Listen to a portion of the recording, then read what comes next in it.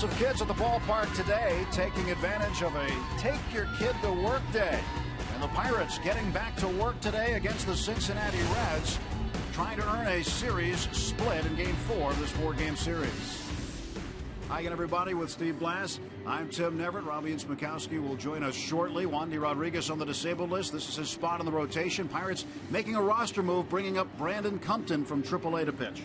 Well, that makes a lot of sense. We're bringing a kid to work today, and Brandon Compton has done a very, very good job in his limited time in the big leagues. Last year, good work. Not a lot to show for it in terms of wins, but especially worked well against the Cincinnati Reds. 13 innings pitched, 1 run given up, and he's continued that good work this year, Tim, in that he had a good spring training and good early work in his work against the opponents in Indianapolis. And Compton carries a 15-inning scoreless streak over from last year into this game today. Different-looking lineup against the left-hander Tony Cingrani of Cincinnati. Gabby Sanchez, a right-handed bat, will bat cleanup, while Pedro Alvarez will move to the 5th spot. And the catalyst of the Pirates' offense recently has been the MVP, Andrew McCutchen, 3 home runs in his last 3 days. Yeah, he's on fire. It started about 3 days ago with a 3-hit night, including this long home run to the opposite field. When he is hot, he can certainly carry the ball club, and he is hot right now. But you would love to see Andrew get some help from his teammates, because this has been a very stale offense outside of Andrew McCutchen. He's going to need some help. Let's start today. Mid-June of 2012, McCutchen homered in 4 straight. Will he do it again today? It's a business person's special, and the Bucks getting back to business. Left-hander Tony Cingrani will face Brandon Compton as the Pirates wrap up this 8-game homestand. First pitch right around the corner from PNC Park.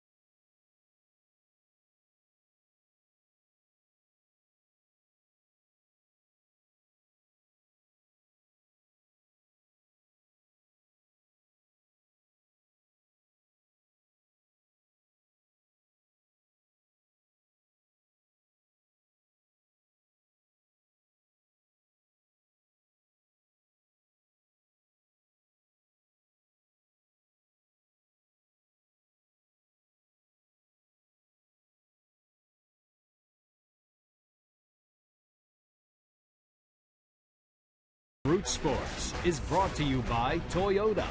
Now's the time to go places with Toyota. Visit buyatoyota.com for special offers.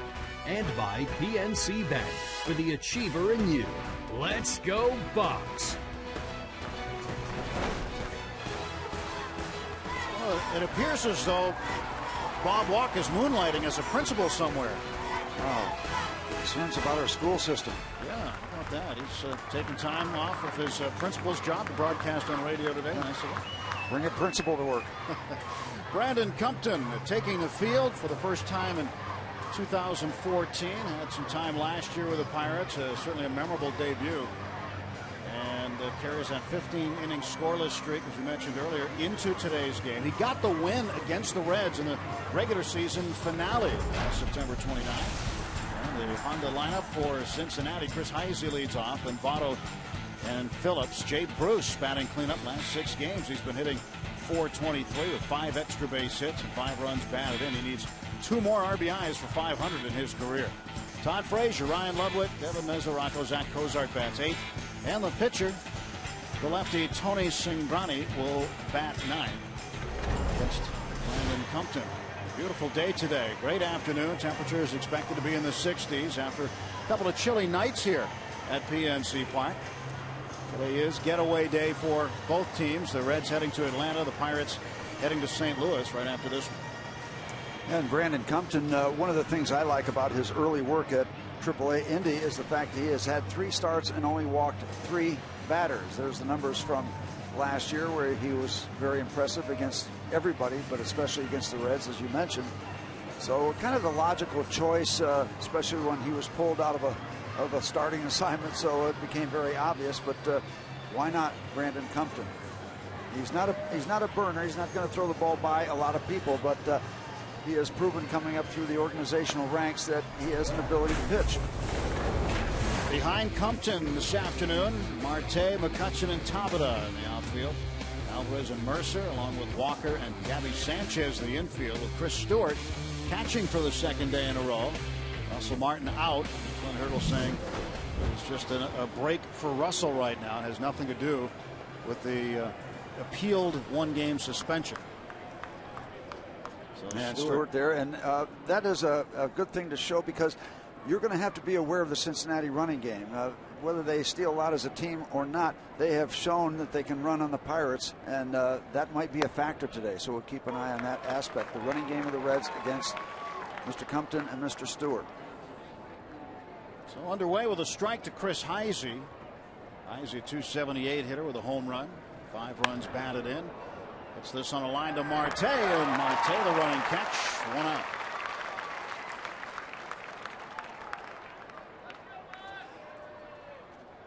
Well, you remember the debut of Compton last June 16th. And Compton became the first National League pitcher to start his career with 4 straight strikeouts. Since 1962, when the Dodgers' Pete Rickert fanned his first 6 Reds batters he faced in his debut. But I think after he struck out the side and then struck out the first batter of the 2nd inning, we all got our jaws up off the ground because we'd not seen a debut like that. Yeah, and he's not particularly known as a strikeout type of a pitcher, but that was a great start. Joey Votto fouls this one away. 1 ball and 1 strike. Nothing wrong with his fastball. That one clocked at 92 or 93. But I think whether he had success or not, the fact that he has been here and spent some time last year, it's a comfort kind of a level. So that always helped. But it's a bonus that he pitched well when he had the opportunity last year.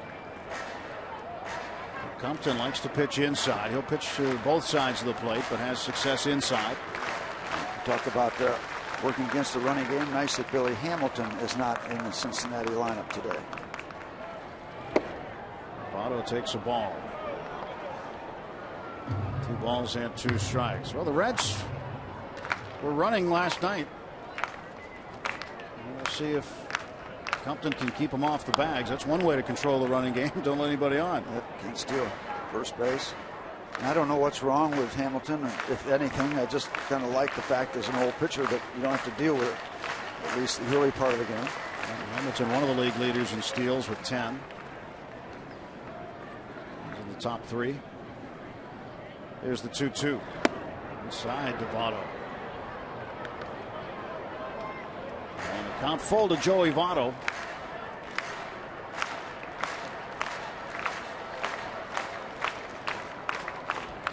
Compton ready for the payoff pitch.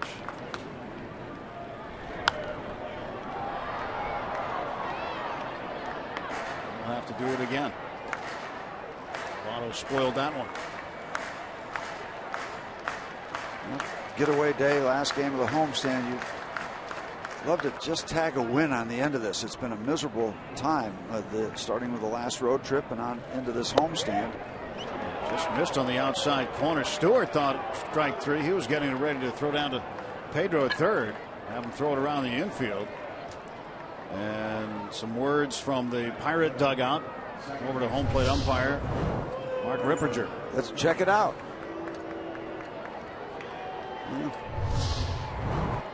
Legitimate call. You know, from the dugout level, sometimes it's hard to really dispute or get involved with inside and outside because you're looking across. You get a better argument when you're looking at high or low from that angle. Then you can really bark at it. That is a strike to Phillips. 264 average for Brandon Phillips. Last night 0 for 4 with a walk. Struck out twice. It's when your catcher can get your manager in trouble. He thinks he got the strikeout, so they're going to react in the dugout, but no sale. 0-1 pitch. And a ground ball past second base and into right center field. Walker had it go to his left. And a hit for Phillips. 2 on for Cincinnati with 1 out.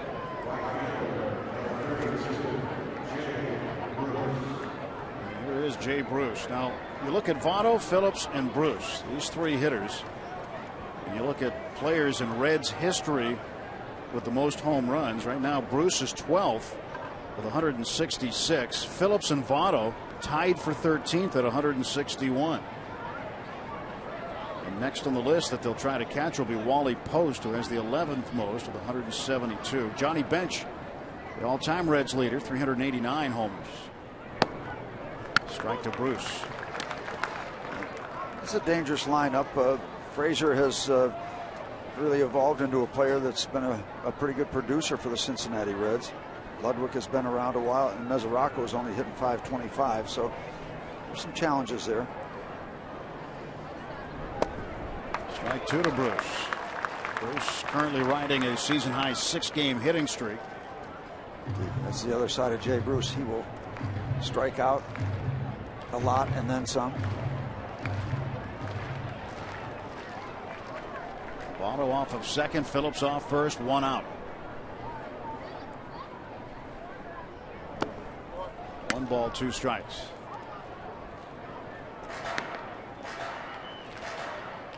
Jay Bruce, a couple of hits last night. In fact, he was credited with a double in the 8th inning of last night's ball game. There has been a scoring change today regarding that play. They have given Andrew McCutchen an error, Bruce a base hit, and Bruce strikes out. So the first strikeout of the game for Compton. So the error is charged. It saves, who is it, Brian Morris, an earned run. Upstairs, out of the strike zone, gets him to chase. Went from downstairs with a breaking ball, upstairs. Going to change his vision angle. And gets him to chase it. 2 on, 2 out. Todd Frazier, the batter. Frazier went 0 for 4 last night. He grounded out to short 3 times and struck out once. Runners off first and second. And Frazier will take a strike. Fastball from Compton.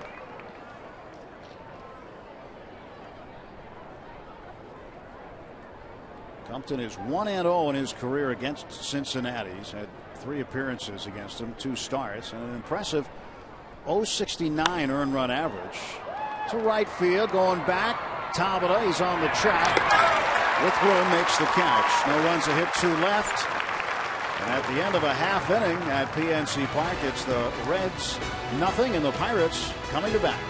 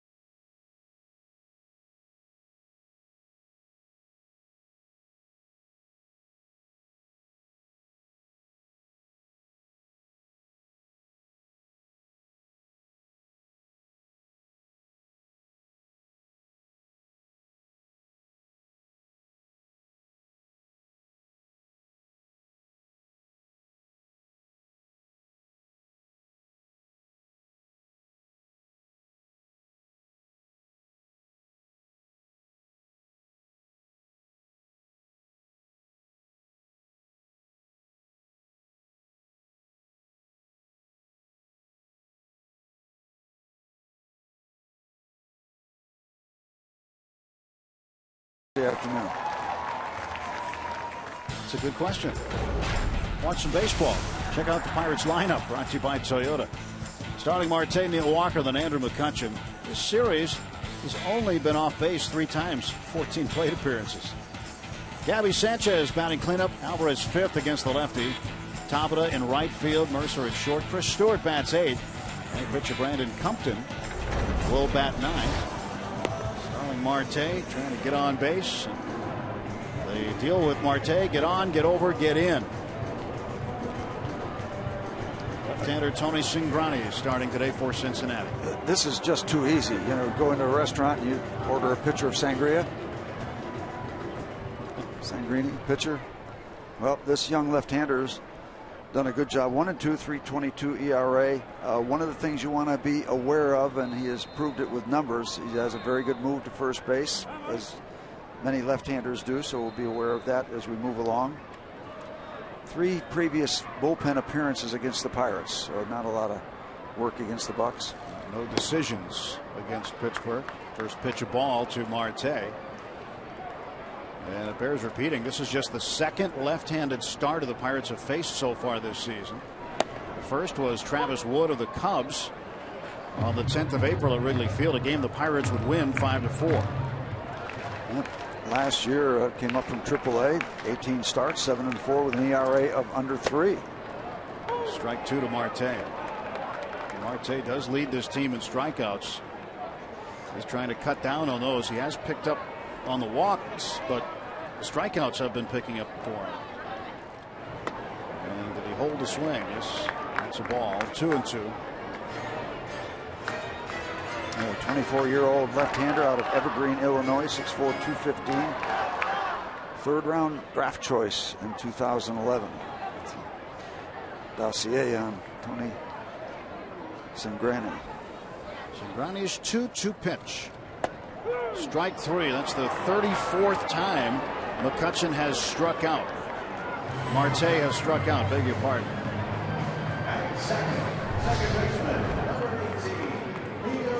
He has averaged right around a strikeout per inning so far. Swing left-handed. Well, next closest on the club to Marte is Alvarez with 19 strikeouts. So Starling trying to cut down on those now. That'll be certainly a point of emphasis moving forward this season. Neil Walker batting right-handed.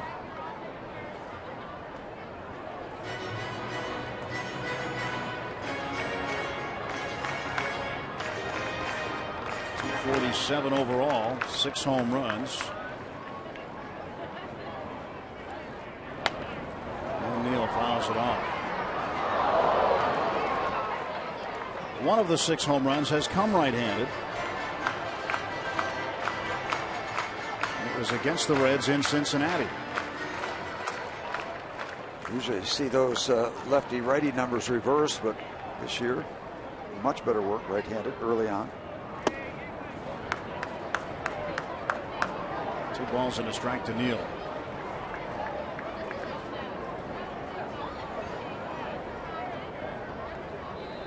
Cingrani out of Rice University in Houston was a closer there. Neil stays alive with a foul ball off the catcher Mesoraco.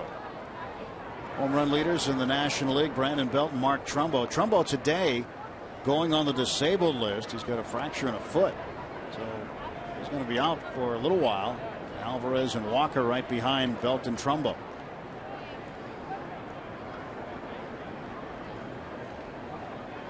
The 2-2. I've always thought that kind of Rice was a kind of unusual name for a college, but you know, they've built up a pretty good sports reputation along the years. Yeah. Right in the heart of Houston. 3-2 pitch.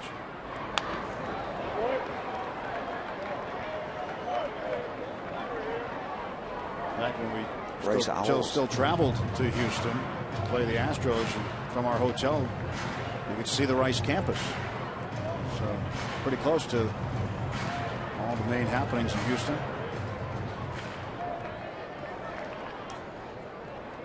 The wind in the 3-2. And Neal fouls it off again. So Walker battling Cingrani early. We used to stay at the old Shamrock Hilton in Houston. I don't even know if that's there anymore, but that wasn't too far away from Rice.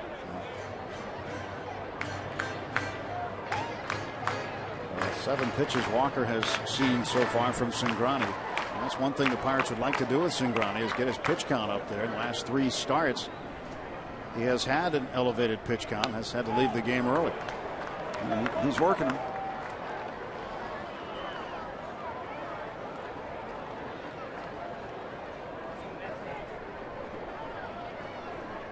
McCutchen yesterday saw a lot of pitches, about 150 pitches thrown in the game. McCutchen saw 32 of them, 23 of them against the starter Alfredo Simon. Did he crush his fastball home run? Another. You might have him out of here in the first inning. Just foul balls. Which count. Andrew has moved some home runs to right field and right center field, but last night it was pure. Crusher to left center.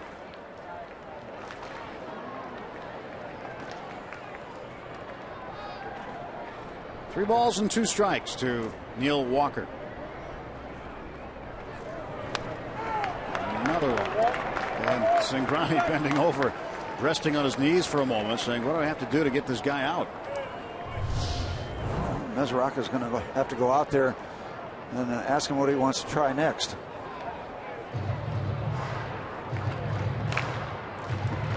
That grid just looked like one of those interlocking puzzles. Just a couple pieces missing. This will be the 11th pitch of the at-bat. And he walked him. Good at-bat for Walker. Earns himself a base. And with 1 out and 1 on, Andrew McCutchen coming up. Traditionally strong against left-hand pitching. Very strong. Terrific work. Neal to get on base.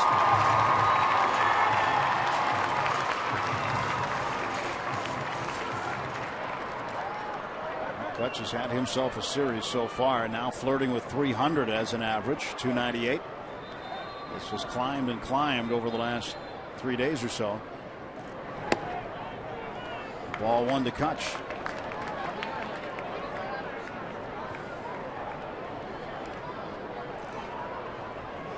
Just a little bit of a trailing breeze out, helping left. It won't hurt anything going to left field for sure. Oh, that one almost got away, and Joey Votto made it look interesting. It was covering his head. Yeah, just a gentle breeze. The only point is it won't hurt anything heading out there. It'll help a little bit. 2 balls, no strikes. What are opponents hitting against Cingrani this year? Overall, batting 182, but against his changeup, opponents hitting 231, 179 against the fastball. It's not very much, is it? 179. 143 against his slider. He had good success in his first start this year. He pitched 7 shutout innings against the Cardinals in his 2014 debut, but since, he's had elevated pitch counts and earlier exits than he's wanted. And speaking of the Cardinals, where you're going next, they have not been knocking the cover off the ball lately. Fouled off up into the upper deck. Evens the count. 2 balls and 2 strikes.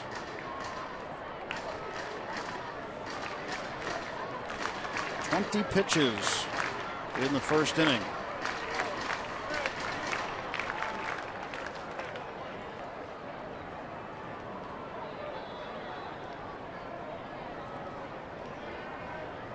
The 2-2. A grounder. That is a fair ball, and that's going to be a base hit. And Frazier trying to sell his argument to third base umpire Lance Barksdale that it might have been a foul ball, but well, this is a play, just in case you're wondering, this play is not reviewable. If it's in front of the umpire, it's not reviewable, so Brian Price can't come out and challenge. If it's behind the umpire, it is.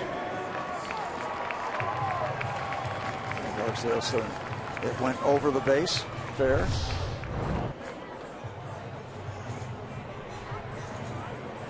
So Andrew finds a way to get it done.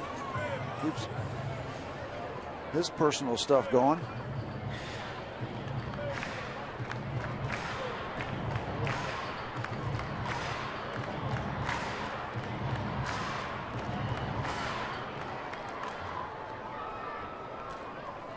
Gabby Sanchez hitting in the cleanup spot today, batting .206, 3 homers, 5 runs batted in. No score, bottom of the first, 1 out and 2 on. Walker at second, McCutchen at first. And with all the room he wants to take at first base, a double could get you a quick 2 spot.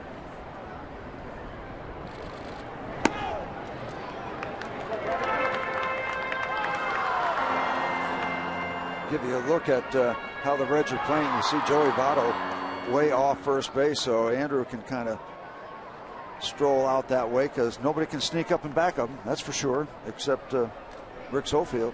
He's not going to pick him off. Gabby gets ahead 2-0. Nice spot to be in. 222 against lefties so far this season. Traditionally very good against left-handed pitchers, this Gabby.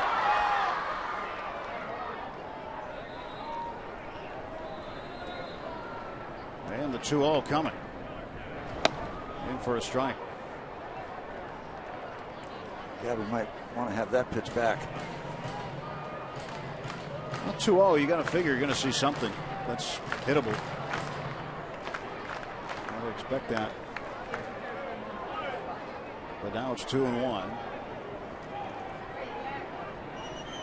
Runners off first and second. Cingrani ready to go.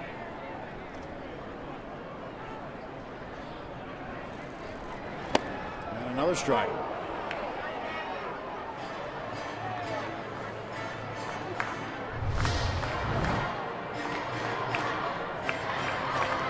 Upstairs, but strike call evens the count up.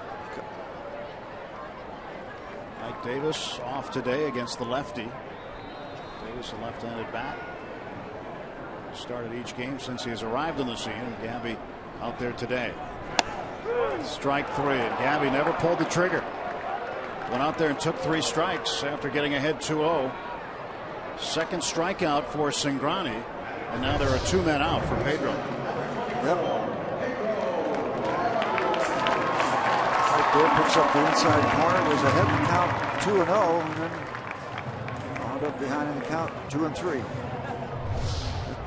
That's a tough out right there. But, Pirates still with a chance. Pedro's last home run was on the 17th against Milwaukee.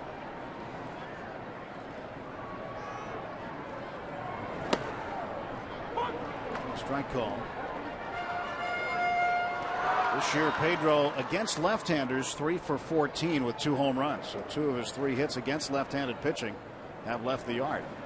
Well, you want to see him make contact, take your chances. Pedro looking to break out of a mini slump. He's 0 for his last 10. And a ground ball to the right side. Phillips will not make the play. Coming around third, and to the plate is Walker. He's safe. 1-0 Pirates. Wow, and Neil Walker's not a burner, so it got interesting at home plate as Brandon Phillips kicked the ball around in short right field. 2 outs. Neil was running. And here's what it looks like from that angle. It gets away from, fortunately, in back of him. That makes the difference, and that probably prompts the decision of going for it. If he just kicks it around and it's in front of him, you're not going to obviously do anything. But Neil's there and said, let's go. And he's there.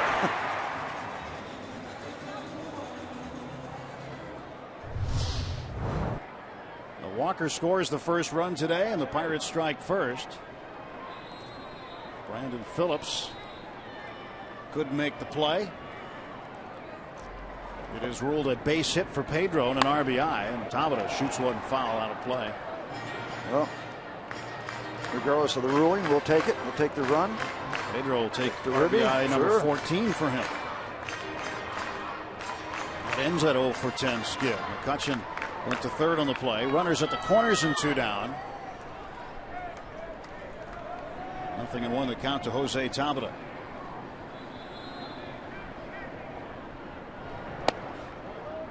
One and one.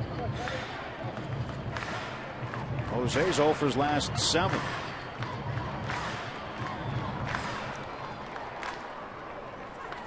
Had a plate appearance as a pinch hitter last night, grounded out. And again, hitting this one hard, but out of play to the right into the second deck. Well, that not only gets the Pirates on the board, but keeps that pitch count running. Got to be up near 30 now, I would think. The high 20s, 31, and still working in the first inning.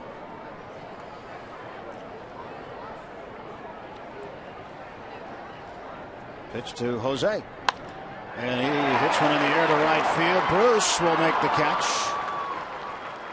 and that takes care of that. But the Pirates get a run on 2 hits and leave 2. 1-0 after 1.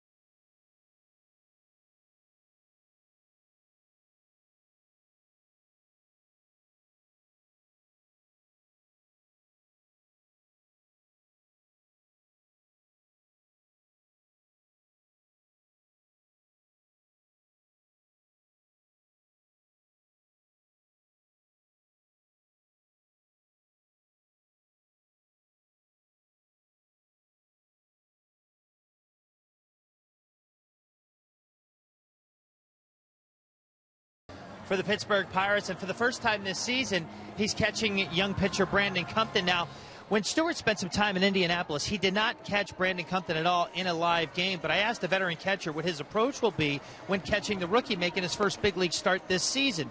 Stewart told me the biggest goal today is to get Compton deep into the ballgame. He can do that by establishing his fastball early on and making the Reds hit his pitches as opposed to the Reds hitting their pitches that they're waiting for from Compton.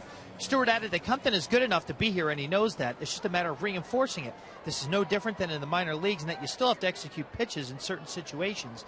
Now, Compton, Tim and Steve, you know, has been executing this season in the minors. Now, today, he'll try to pick up where he left off. If you remember the last season, he pitched game 162. Of course, the game didn't mean anything in the standings, but he still earned the victory nonetheless. Did a very nice job of that ball game. Starts off Ryan Ludwig with a strike. Yeah, and one of the keys, too, is that this is not his first major league start, so that will help Chris Stewart as well as Brandon Compton. 0-1. Chopper foul, and he gets ahead 0-2. Yeah, you shouldn't have to be quite as aware of the emotions if it was a rookie making his first start. So there is a degree of comfort there that helps the whole deal. Ludwig hitting .273 for Cincinnati. Couple of home runs, and he is plunked. Ouch. Squarely hit on an 0-2 pitch.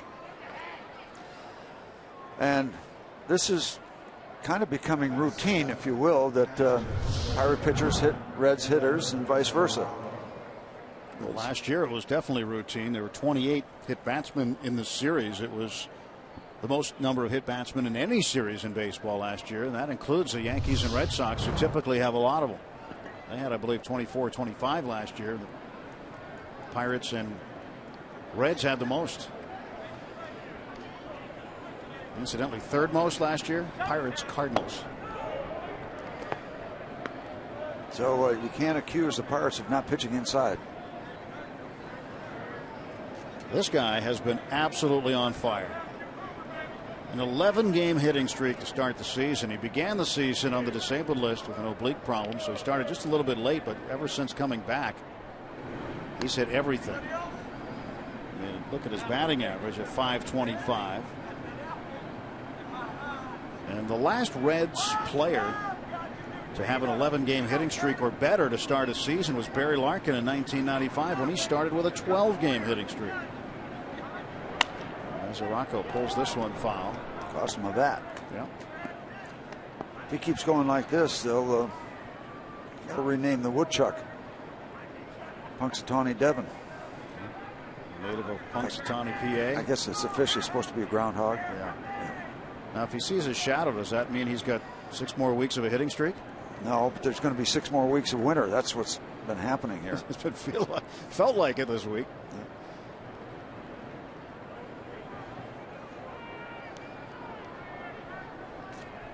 1 ball and 1 strike to Mesoraco as Compton steps on the hill again. Pride of Punxsutawney.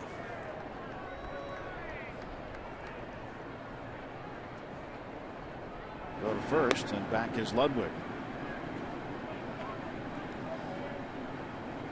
You gotta figure that the Reds are going to try running because the Pirates really haven't stopped them yet. And they threw Vada out at the back end of a double steal attempt, but that comes with a disclaimer. Pitch outside, 2 balls and a strike.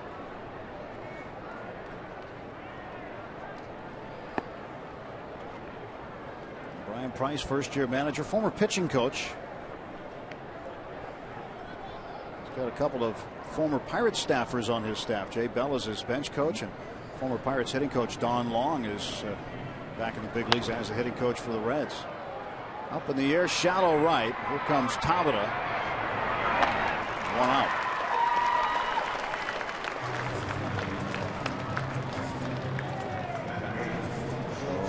Mesoraco is out. Fans, you can get your tickets and the all-you-can-eat seats for any upcoming Pirates home games starting at just $43. You get a Pirates ticket, all-you-can-eat hot dogs, hamburgers, nachos, popcorn, peanuts, ice cream, and more. Go back for more food and drinks as many times as you like. You can visit pirates.com/all-you-can-eat for more details on the all-you-can-eat seats. Make sure you come hungry. Zach Cozart, shortstop at the plate. Throw to first, and Ludwig gets back. They are convinced that he's going to give something a try. Well, the Reds were running on Charlie Morton last night.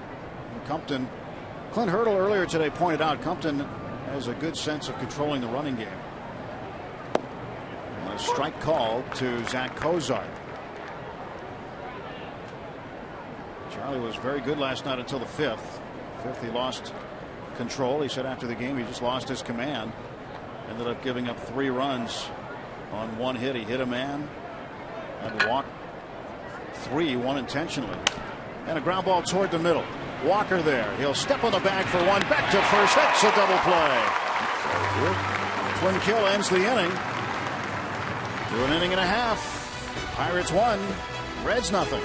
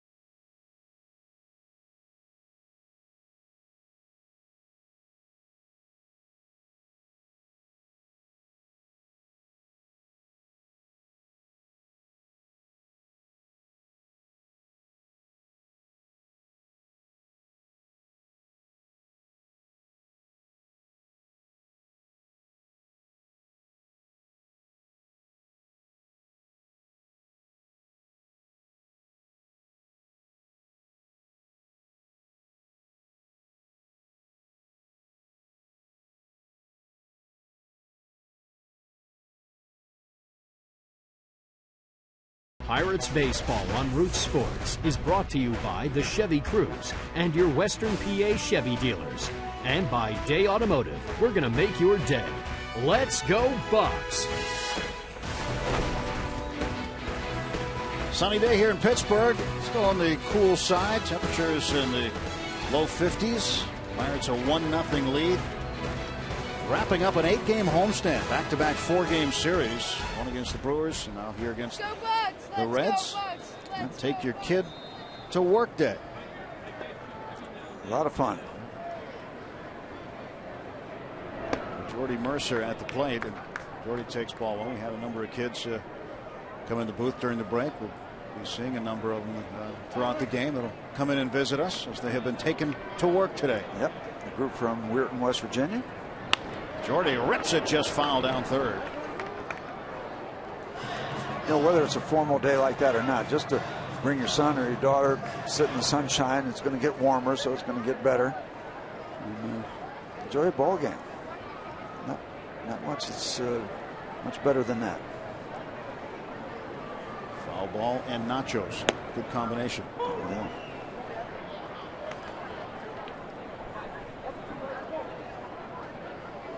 Nice in the sun today. Well, it's going to warm up tomorrow, but at least we'll get some rain. Mercer, hard shot down to Frazier at third. There's one gone for the Bucks in the second inning. Our Day Automotive this day in baseball history. This date 1931. The Cubs' Rogers Hornsby homered in 3 straight at-bats and drove in 8 of the Cubs' 10 runs as they beat the Bucks 10-6. For the Bucks, Paul Wainer went 3 for 4 and Pie Traynor homered and drove in 3. Yeah, you had to pick your spots to hit home runs at Forbes Field. 457 to center. 365 down the left field line. You needed to hit it over the clock, so you needed some height. Big, spacious ballpark. Wasn't it you that told me you could get a ground rule triple there? Hit it into the. There's they stored the batting cage. Yeah, they had the batting cage and the flagpole in play. Stewart lines it to right center field. That's going to split the outfielders. Cut off by Heisey, and Stewart will be held to a long single.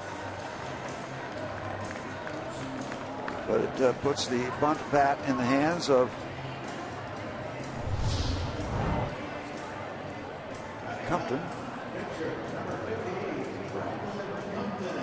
Solid contact. A guy with a lot more speed would have been seriously thinking about 2 bases here, but Chris makes the turn and holds up.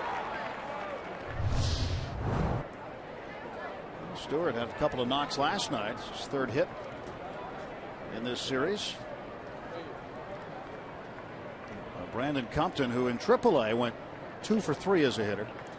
And Frazier already 5 or 6 steps up on the grass. This one into the camera well. So you don't want to bunt it toward third base. Votto has to hold at first base, so that's your neighborhood. You want to bunt the ball. Then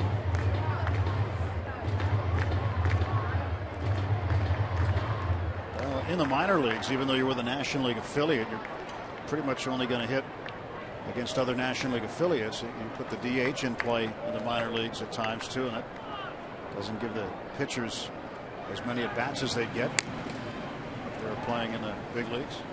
We told you about the move that Cincinnati has, so you got to be alert over at first base.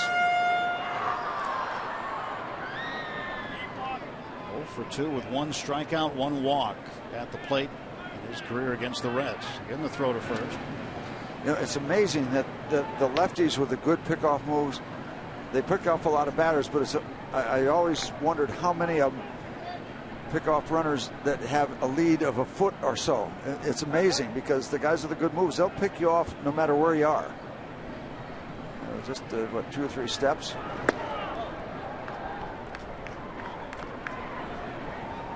The pitch by pitch check with third base coach Nick Leyva. I doubt that much has changed at this point.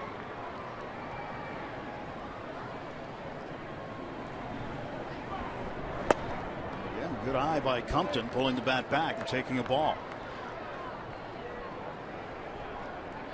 Compton didn't get to hit much in college either. He went to Georgia Tech, and college baseball, the DH always in play. Cingrani has not been airtight with control. 13 walks in his first 4 starts. This one a bunted foul. That's 2 strikes, 2-2 on Brandon Compton.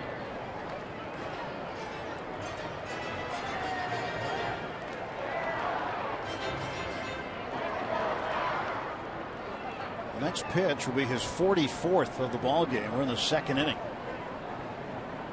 It sounds like it's got about 5 innings written all over it, doesn't it? Pirates hope they'll get into the Reds bullpen. And Compton missed and strikes out, so fails to get the bunt down. 2 outs, and Stewart stays at first. Well, that won't matter if Starling Marte hits the ball over the fence. Cingrani's given up 2 in his first 4 starts, so that's not been an issue for him. Marte went down looking in the 1st inning. Last year, Cingrani in his 18 starts gave up 14 home runs, so somewhat vulnerable. This one's headed toward right center. Heisey over. He dives and makes the catch. Terrific play by Chris Heisey, robbing Starling Marte of a hit. Pirates leave a man, heading to the 3rd, leading 1-0.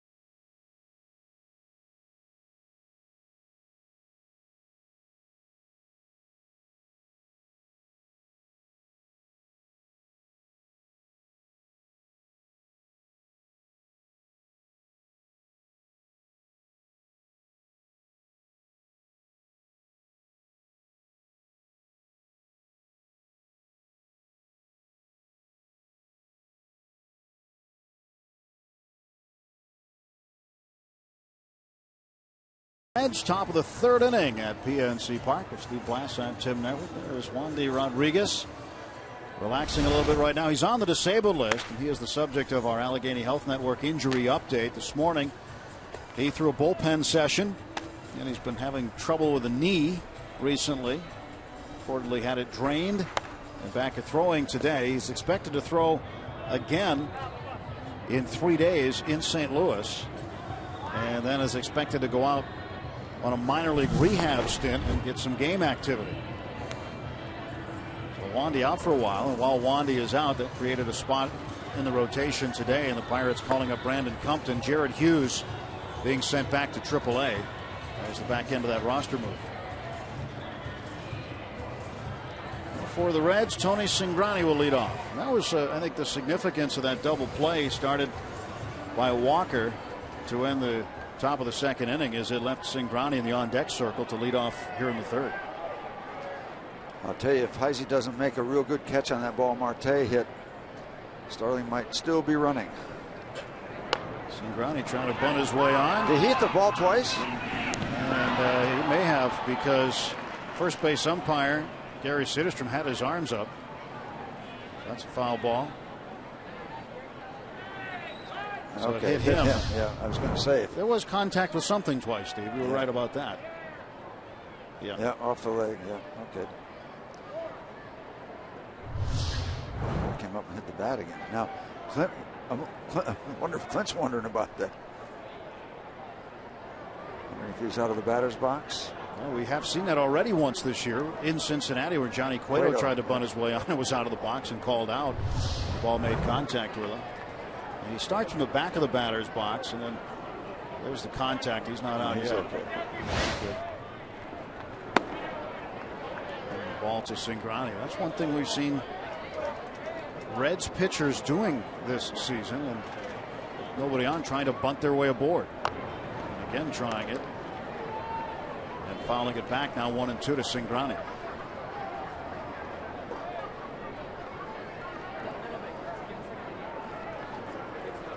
Two for 8.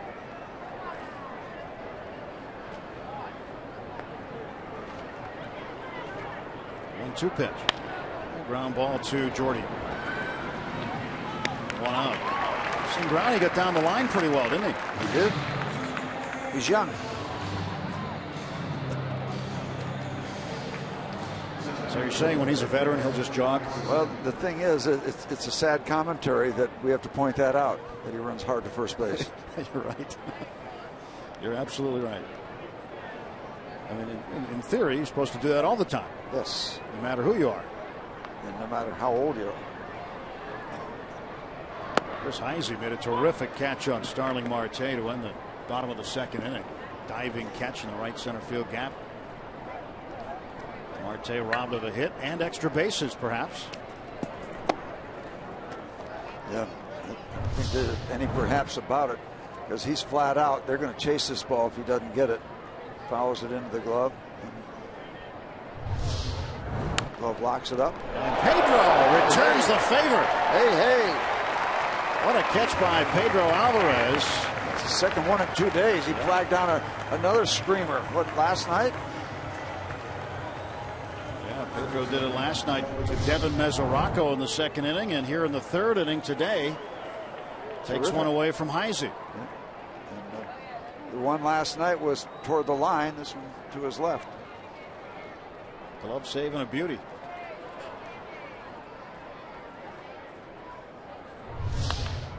Ground ball by Votto into right field.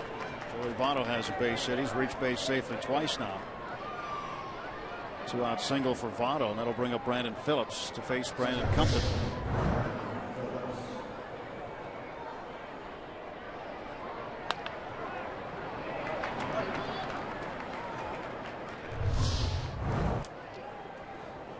Well, since Votto has been moved to the 2 spot in the lineup, the Reds are 7-4. So there seems to be something to that. Also, something to the fact their pitchers have been pretty darn good, especially their starters. High-ranking ERA for their rotation recently.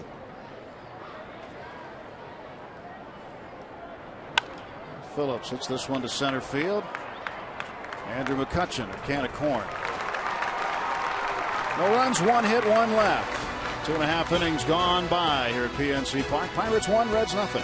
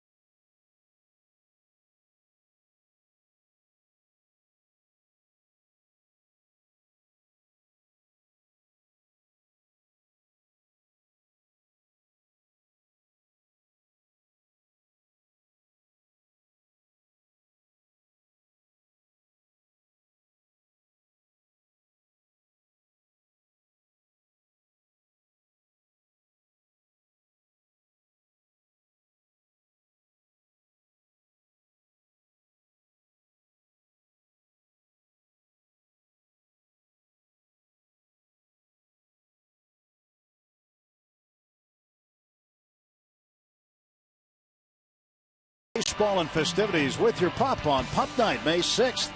Watch the Bucks battle the Giants at 7:05. Purchase a Pup Night game ticket for only $28, with a portion of the proceeds benefiting local animal shelters. For tickets, call 1-800-BUY-BUCKS or go to pirates.com/pups. All Pup Night participants must buy a specific Pup Night ticket and show proof of vaccination. Pirates trying to add on. Neil Walker leading off the bottom of the third inning. And Andrew McCutchen and Gabby Sanchez against Tony Cingrani. Cingrani deals Walker a strike. Walker reached on a base on balls in the first inning and has scored the game's only run.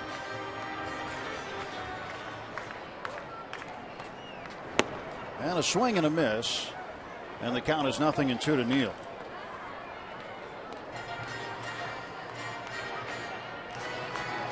So Walker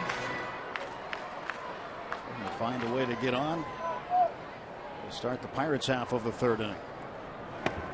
1-2. This is one of 5 games in baseball going on this afternoon. One other in the National League. Cardinals and Mets in New York. They're scoreless in the second. And Walker pokes this one into shallow right center field. That's going to be down for a hit. And Walker on a 1-2 pitch fought it off and reaches. 1 for 1. Here's today Barrel Automotive League leaders stat. Pirates have hit 28 long balls, good for second in the National League. Reds right behind them with 26. Both teams have given up a bunch of homers, with the Pirates having allowed 25, fourth most in the league. The Reds, 2 spots back, having served up 20. Andrew McCutchen's done it 3 days in a row. Gabby Sanchez waiting on deck. Cleanup hitter. Don't tell anybody he's hitting over 300 now. He is now. 306. Finally got there. He had a slow start in terms of average, but really picking up. Hopefully that average will keep on climbing, as will the home run and RBI numbers. Walker at first, nobody out. Is that since that 14-inning game when didn't have much success? He got it going right after that, didn't he? To the Sunday game against Milwaukee. Easter Sunday. Easter Sunday was interesting, wasn't it? A little dance on the field, and then the game went 14. Yeah, really. 4 hours and 21 minutes. Yeah. Throw to first base, and Walker skips back in time. His move to first base almost looks double jointed. He's 6'4". By the time he unwinds, you don't know whether he's coming to home plate or first base. He has those pickoffs. 3 balls, no strikes to McCutchen. Would you consider turning Andrew loose here, 3-0? The way he's been hitting the ball, I would think so. I'm thinking maybe. I always like to hedge my bet. Maybe not. Takes the strike. Taking all the way. Thought he might. Well, nobody out there. You know, maybe you get a call on a borderline pitch. Nobody out. You really have something going for free. 3-1 to McCutchen. Walker off of first. Pirates up 1-0, batting in the third inning. And that's ball 4, and the Pirates with 2 aboard and nobody out.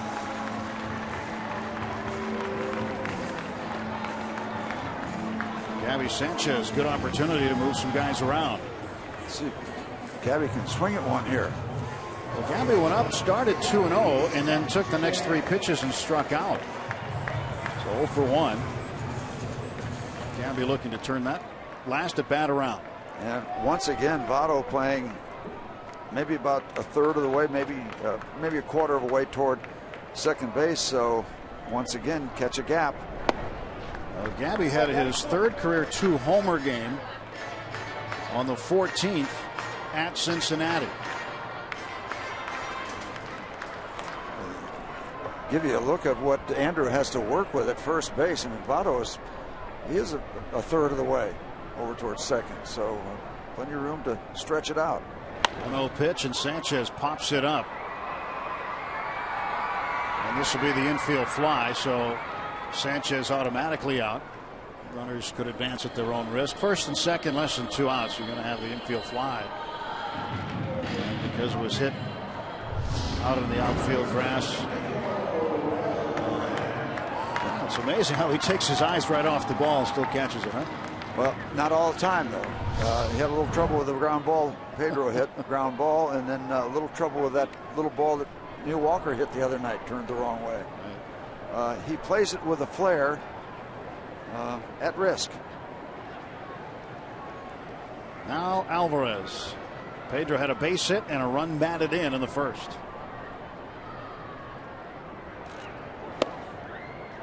Fastball in for a strike. Cingrani will use his fastball just over 71% of the time. That is his go-to pitch. He'll also throw his 57th pitch in the bottom of the third inning.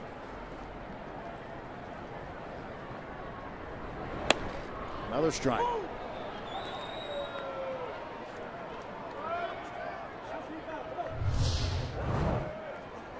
Check out this call. Pedro's not crazy about it, but he's painted the outside corner twice. Now the 0-2 coming to Pedro. Long pause by Cingrani. Now the pitch. That's in the dirt. Oh, got away from Mesoraco. But not behind him. Out in front. All different.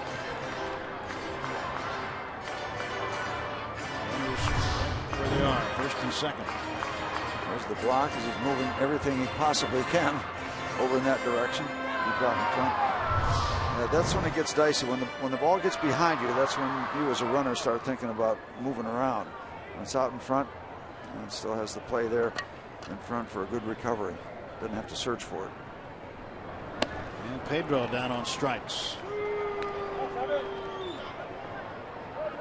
Fourth strikeout for Cingrani. Going back out on that outside corner. Playing a game of paintball with Pedro. Yeah, that's tough business there. That's 3 good pitches. 3 pitchers' pitches. And optimistic beginning. Still a chance. Jose Tabata for 1, fly to right field. He's 3 for 10 against left-handers this year. Runners on base, he's 6 for 20. And with runners in scoring position, he's 3 for 8. That's 375. Walker out there at second. McCutchen right behind him at first. 2 men out. Cingrani is 1-0. And this one's popped up. Joey Votto will take care of it. And the Pirates will leave 2 men on after the leadoff single by Walker. We'll head to the 4th inning at PNC Park. Bucks up by a run.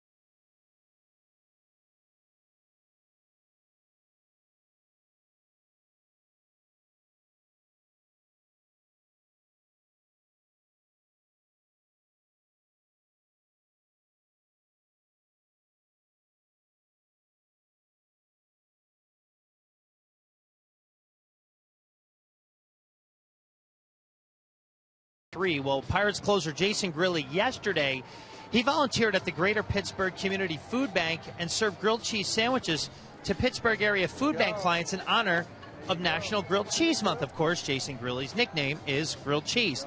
Now, Grilli told me it was a great day and a humbling experience to know that he can make an impact like that. And the biggest thing he said, Tim, it's an instant gratification seeing a basic instinct fulfilled, and he hopes others can continue to do the same thing. Now, Land O'Lakes made a cheese donation, get this, 40,000 pounds. That's an entire semi-truckload of American cheese product. This can help provide over 33,000 meals to families in need. So a nice gesture by Jason Grilli. He was up in Duquesne where he served the grilled cheese, and he had a great time doing it. Yeah, great way for Grilli to give back, and he's big on Twitter too, and that's part of his Twitter handle is Grilled Cheese 49. Yep. And they've been tweeting about it all week to many of the thousands of followers that he has, and letting them know that they can help out as well. A nice gesture by Jason this week. Nothing better than a good grilled cheese sandwich.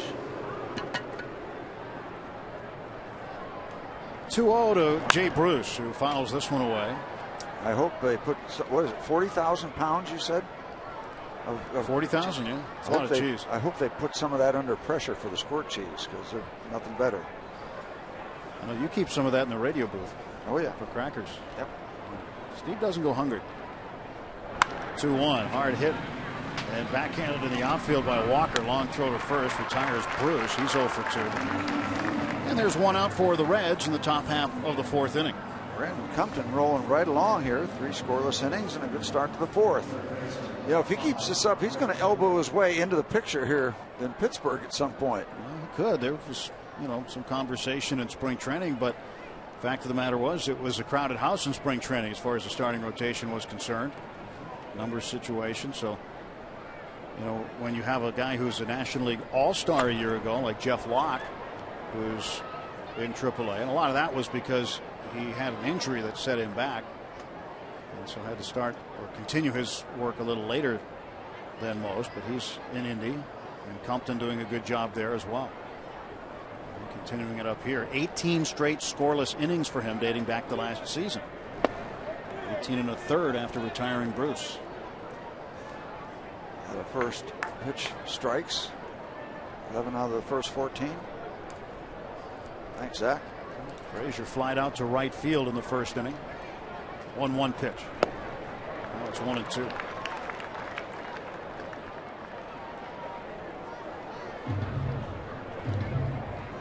Well, if you keep pitching well, I mean, they can't keep you down on the farm. If you're doing the job, you're going to have an opportunity. He had it. He's succeeded. To right field, a base hit. Frazier is going to turn first and head for second. Top of his throw is not in time, and the head first slide of Frazier beats it for a double, his 4th double of the season.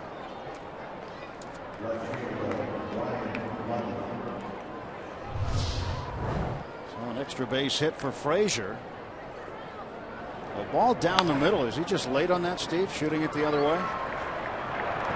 Yeah, that happens a lot.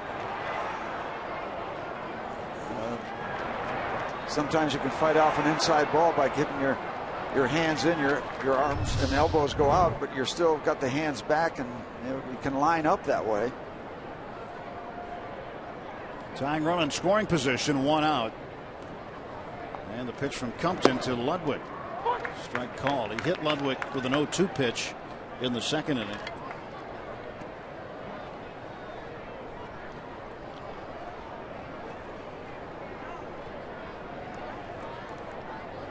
Job right now for Compton is to get Ludwig and make sure Frazier doesn't go anywhere. And he's done just that, it appears, as Walker backpedaling in the outfield will make the catch. And Frazier doesn't go anywhere. 2 out.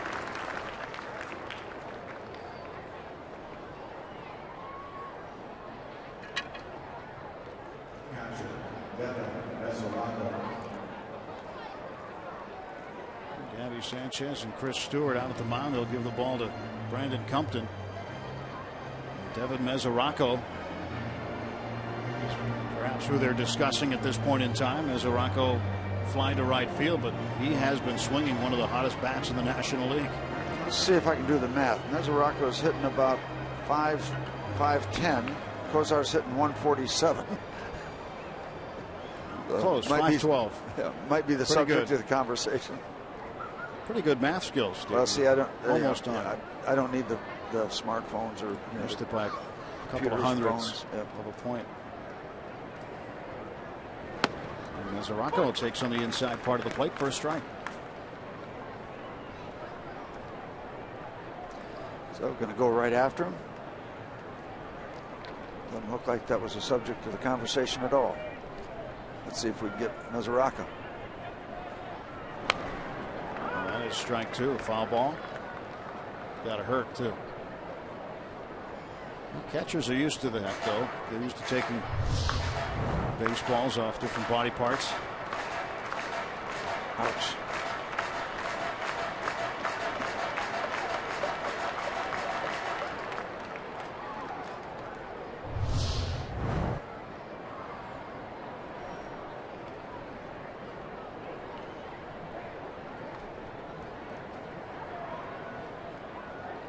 Nothing in two. 2 outs. Frazier at second. A little bit up. 1-2.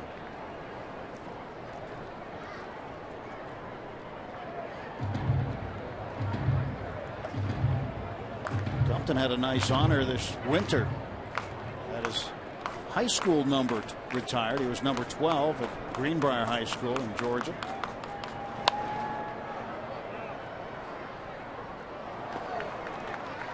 Always nice when people remember you that way. And Compton had the honor this winter.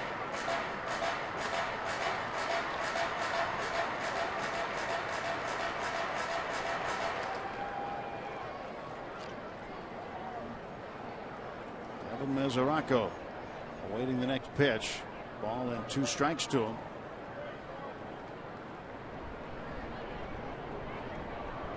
And he struck him out. Good job by Compton. It's his second strikeout. Todd Frazier is stranded at second base. Compton doing a good job in his 2014 debut.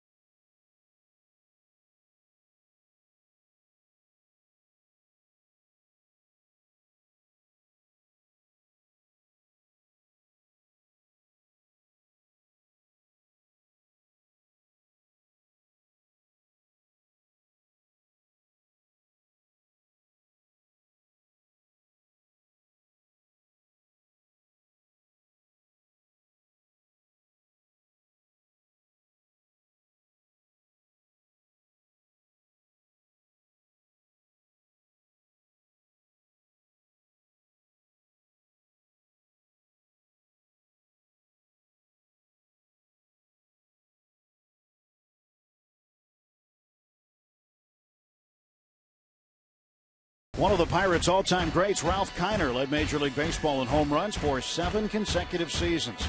All the while dating Major League starlets and hanging out with Hollywood bigwigs. Celebrate the career and life of Ralph Kiner on a special Inside Pirates Baseball tomorrow at 7 on Root Sports. 1-0 Pirates heading to the bottom of the 4th inning. And Brandon Compton, so far so good, Steve. Oh, and then some. 4 zeros.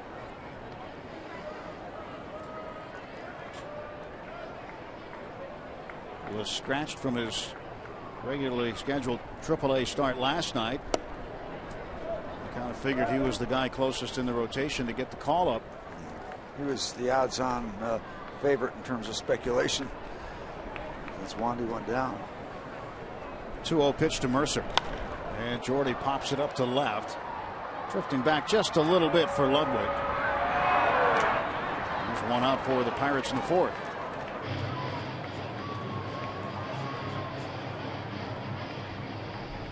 Tony Cingrani retires Mercer. Mercer 0 for 2 now.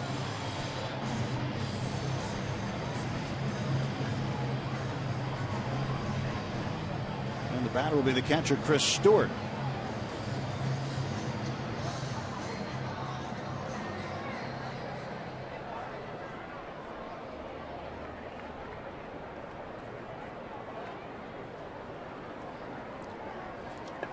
Cingrani's pitch to Stewart. That's ball one. And we mentioned Cingrani's time at Rice, and after his junior year, he had such a difficult time as a junior there. As this one's hit on the ground to Frazier, and there are 2 outs. He was lacking confidence in his ability at that point in time, and felt like he wasn't good enough, and asked the coaches at Rice if they wanted him back for his senior season. And they said, yeah, they worked with him a little bit. They worked with his technique and mechanics. And here he is now, a starter in the major leagues just a couple of years later, really. 4 years after he asked his coaches if they even wanted him back. Well, he shouldn't have been so concerned. The high round choice, 3rd round choice.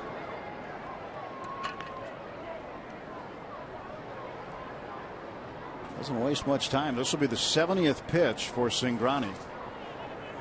And Compton gets it fouled out of play. Good swing by Brandon. The young pitchers going at it.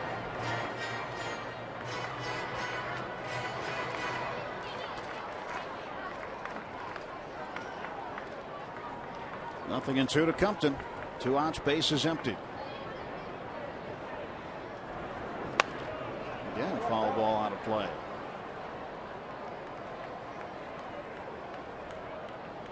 You get the sense that Compton likes to swing the bat. Well, all pitchers like to do it, but mixed results. Does not have a big league hit. He is 0 for 10.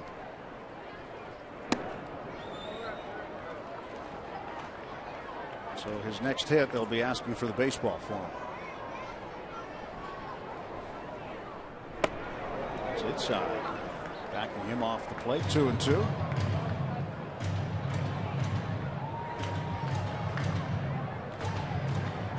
Cingrani working out of the Bob Gibson school. Get the ball, get the sign, throw the ball.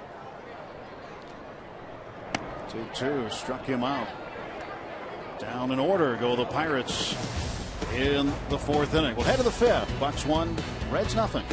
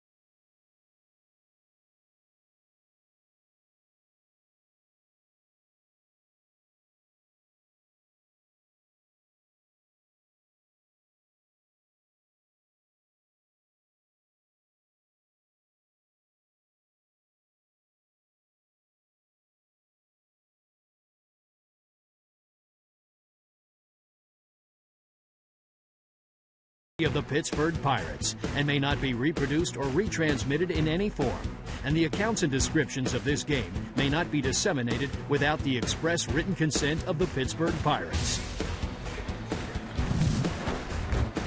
MLB.TV Premium, the #1 live streaming sports service, celebrating 12 years. Join the millions of subscribers.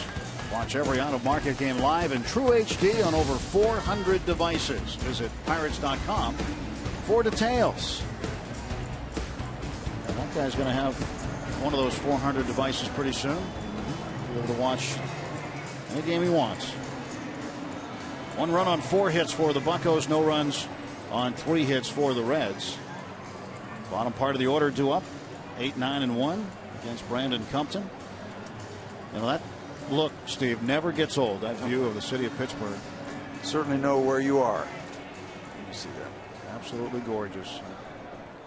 You know, you listen to veteran guys who have been traveling here either as writers or broadcasters for years, and they all say the same thing. They love coming here because it's so unique and such a gem as far as Major League Baseball is concerned, this venue.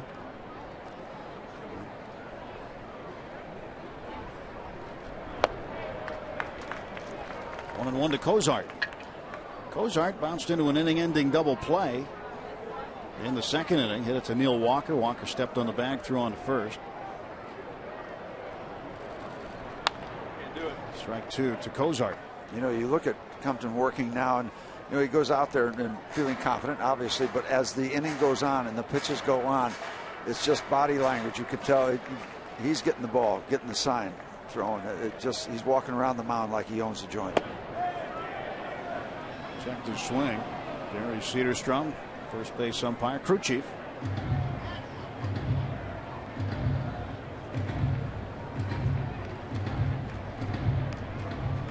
Ray Searage has to like what he sees so far from Compton. He struck him out. Tied him up. It's 2 consecutive strikeouts. He got Mesoraco to end the 4th and now gets Cozart to start the 5th. Yeah, that's up and in, and you're just not going to be able to do anything with that. Your hands are tied up. You're trying to go upstairs, and it's a fastball. You don't have much time to adjust. Nicely done. That was really impressive. Pitcher Cingrani takes a strike. Tried to bunt his way on and then eventually grounded out to short in the 3rd inning. And that can change in a minute, but Brandon Compton's in charge of this ball game at this point. It's you almost get a sense of a pitcher that's he knows he's got it going on right here. 58 pitches, 42 strikes, good percentage. Just 16 balls out of those 58 pitches. 0-2. That one is lined to Mercer for the out. 2 gone for Cincinnati in the top half of the 5th inning. Pirates fans, we want to see how you root for the Bucks. Be our AT&T fan photo of the day. Show us the most unique ways you raise the Jolly Roger, the fun places you watch the games on Root Sports, or how you display your Pirates pride. Simply submit a picture via Twitter using the hashtag BucksFanPhoto. We'll show them during our telecast. Looking forward to seeing some pictures today. Take your kid to work day.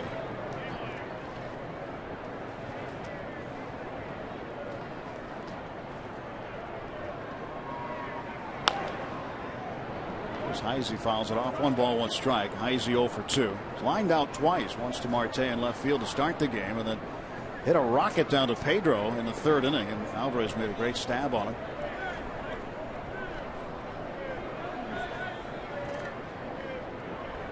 Inside, delivered inside.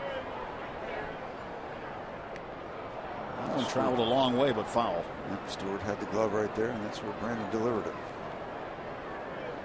Now there's my favorite look right there, because it incorporates the baseball field and the bridge, the effect of the bridge and back. You know, across the river to the skyline is beautiful, but I think that really captures Pittsburgh baseball, the city of Pittsburgh, the city of bridges. I mean, just that shot with the Clemente Bridge in the background, along with all the others, it just, like I say, it never gets old. 2-2 to Heisey. Full foul. Nor does good pitching, and that's what we're seeing from number 58, the youngster. As the Pirates decided to bring a kid to work. Happened to be Brandon Compton. Compton was the first member of the 2010 draft class for the Pirates to make it to the big leagues when he debuted last June 16th. 9th round pick in 2010 out of Georgia Tech. Payoff pitch. Got him. Struck out 2 that inning and gets the Reds in order. Halfway home at PNC Park. 4 strikeouts for Compton and a 1-0 lead.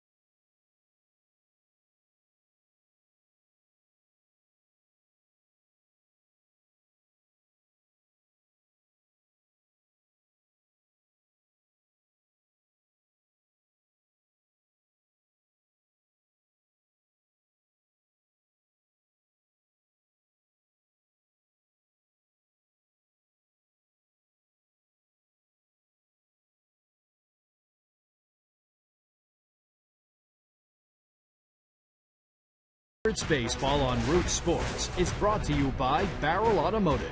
We're driven to be better. And by Levin Furniture, proudly featuring solid wood American-made Amish furniture. For furniture that lasts, shop Levin. Let's go Bucks!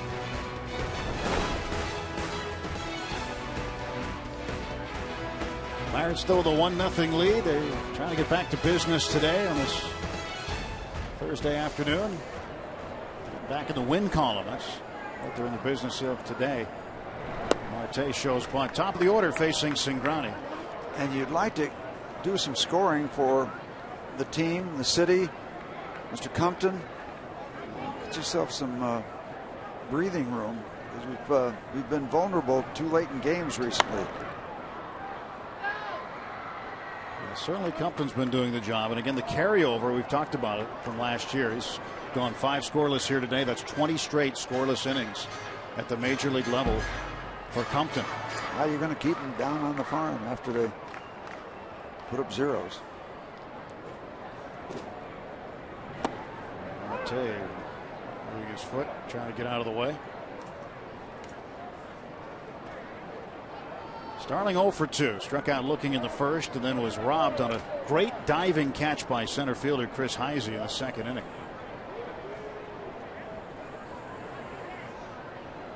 They're questioning whether or not that hit Marte or not. They're examining the baseball. Now that ball's out of the game. Any shoe polish on it? Or pine tar? Yeah.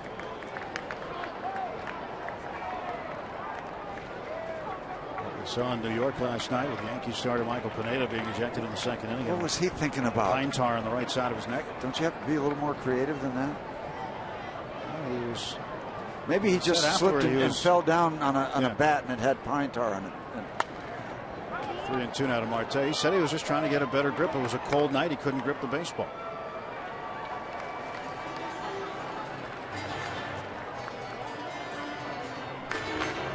Yankees were not very happy about it. Not too pleased with their fans either. The bullpen had to cover better than 6 innings last night. Boston would beat the Yankees. 3-2 pitch. And Marte strikes out again. And Marte thought the ball was in the dirt, so he goes down to first base. And it was not in the dirt, so Marte just snuck a little sprint in there on him. And Clint Hurdle wants to know why Marte isn't at first base. Let's take a look. He's in that gray area. He's got the glove down.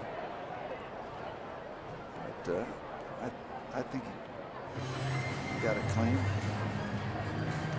Yeah. The downward flight of the ball just took, after contact, took the glove down on top of the dirt. After the fact, after the ball was in the glove. Well, Marte, better safe than sorry. Here's Neil Walker batting with 1 out. And Neil takes the first pitch and skies it to Heisey in center field. That's what we were talking about last night. Yankees and Boston. John Farrell comes out and says, hey, wait, what's that on the side of his neck? It's a heavy aftershave. Pine tar on the neck. Joe Girardi said after the game he didn't have that on when he started the game. A couple of starts ago against Boston. Also, he had some sort of substance on his hand that was pointed out. He said it was just dirt. And the Yankees said they had taken steps to inform Pineda that these are the penalties. Now, according to the rule book, it's automatic 10 games, but the last guy that got caught with a foreign substance, I believe, was Joel Peralta. He got, I want to say, 7 games. It's Major League Baseball can. Was it just a lesser quality pine tar or something? I guess. So you only get 7 instead of 10? Yeah, maybe. I don't know. You got to have the good stuff to get 10 games. 1-1 to McCutchen. He has reached base safely twice with a base hit and a walk. A line drive into the glove of Frazier. These guys are playing like they've got a plane to catch. Both of them do. Pirates gone in order for the second straight inning.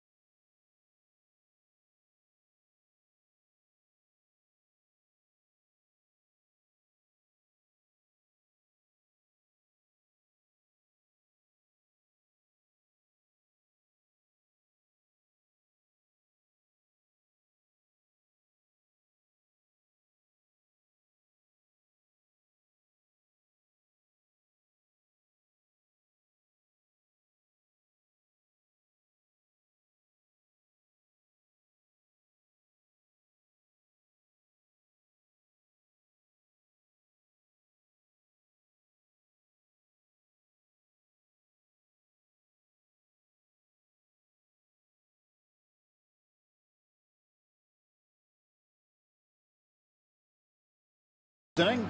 Joey Votto leading off the top of the 6th. And normally a number 3 hitter in the order. 735 games as the 3rd hitter. But you see what's happened. 3 and 7 with him in the 3rd spot. And since he's moved up 1 spot in the batting order, Steve, the Reds are 7 and 4. Runs have improved each game. The average has improved. On base percentage has improved. So is the slugging. I see him being there for a while. Compton throws one past him at 93. Johnny Cueto, a couple of games he has had against the Pirates, back-to-back complete games. One of them was a shutout. That was the one in Cincinnati. The one here, McCutchen foiled that with one out in the ninth with a home run. Cueto's on a bit of a roll right now for Cincinnati. Johnny Vander Cueto. Yeah. Back-to-back complete games. And that one just barely nicked Votto. You could hear the double click. Johnny and Votto down to first. Vander was a Cincinnati Red, wasn't he? He was. Yeah. It's back-to-back no hitters. Yep. Got him on the shirt sleeve. Drive by.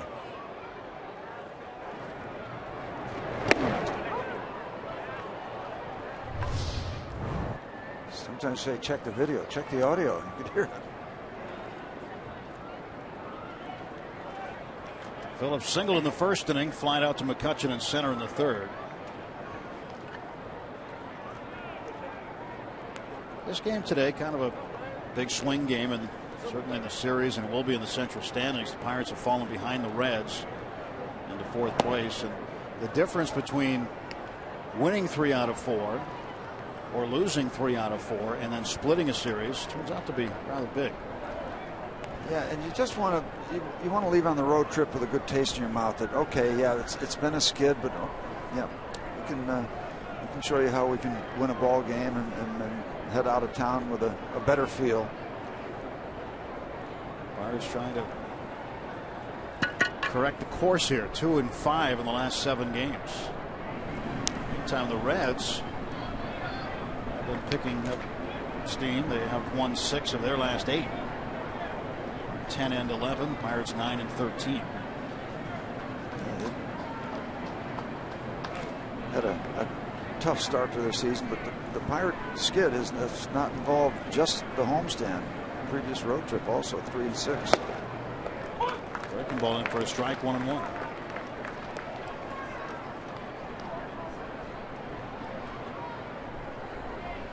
See Garrett Cole. He will go tomorrow night opposite Shelby Miller of the Cardinals in St. Louis. Charlie Morton went last night. Charlie got tagged with a loss. He's 0-3. Didn't have one bad inning. In and around that, he was okay. Okay.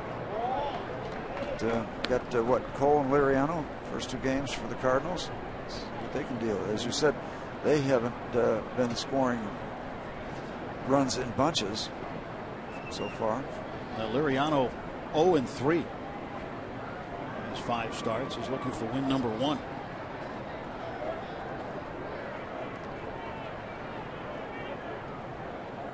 Most of the Pirate wins have been given to guys in the shark tank as opposed to guys in the rotation so far.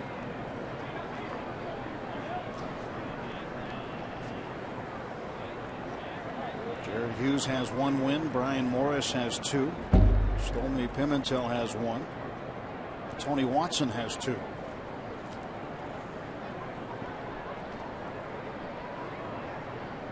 Two-one pitch to Brandon Phillips. That'll wait and throw to first, and Votto dives back. Yeah, you want your bullpen to hold on to things and save things. When you're scratching for wins late in the ball game, that's when you usually see the bullpen. That's not a great indication. Yeah, the Pirates have just 3 wins from their starters. Garrett Cole with 2 and Edinson Volquez with 1. High and tight to Phillips. Now we got a little bit of a red flag in a tight 1-0 ball game as we play in the 6th inning. Chris Stewart, who has been around a while, wants to go out and talk to his young pitcher. Yeah, trying to crowd him.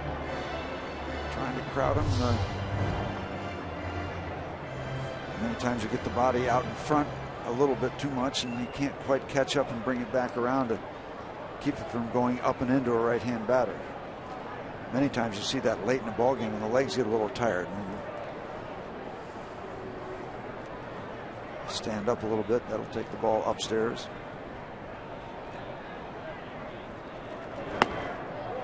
strike. Phillips has to come back. Not so fast. And Phillips will take his time. Does he have a good argument? Yeah, got at least a point of discussion. And a couple words for the home plate umpire, but not directed in his direction. But sometimes after a call like that, and you take that long to get back in the batter's box, do you think that can expand your strike zone as far as the umpire is concerned? Not supposed to, but. Otto took off, and Phillips fouled it away. I get the sense the umpire would prefer you get right back in. Yeah, but he's also been trained not to take things personally unless things get a little out of hand.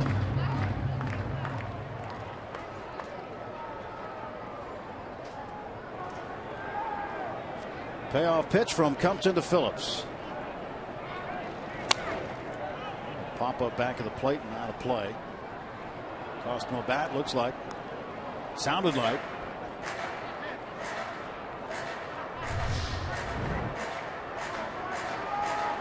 Now, can't get further inside. You got to wonder why he's swinging at that pitch. 3-2. Nobody out. Doesn't want to be rung up. He already had a borderline pitch called on him.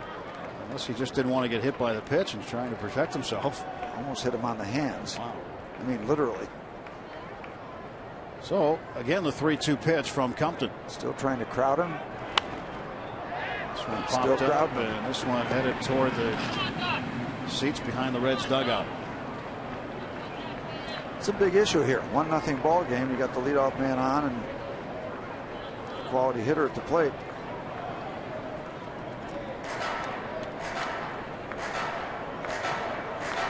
Compton being worked by Phillips right now. This will be the 9th pitch from Compton to Phillips next.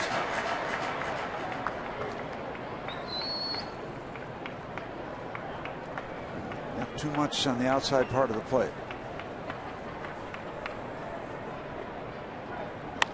And a ground ball to short. Mercer will have one play with Votto on the move. And Phillips is out. So one down to the tying run in scoring position. Votto advancing to second.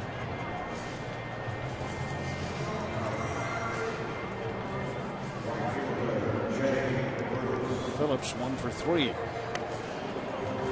Compton will now face Jay Bruce. Bruce is 0 for 2. He struck out in the first and grounded to Neil Walker in the 4th inning.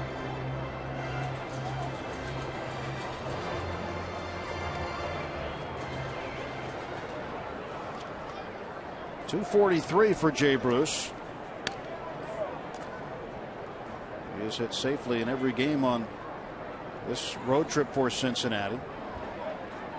Brought his average up from 152. He's had 4 multi-hit games, including last night. Well, we talk about Compton really not being a fireballer, but that's plenty adequate on that fastball. He's working here in the 6th inning. He's going to throw his 80th pitch, and he's still 92, 93. That's plenty quick. That's indeed a major league fastball. 1 ball and 1 strike to Jay Bruce.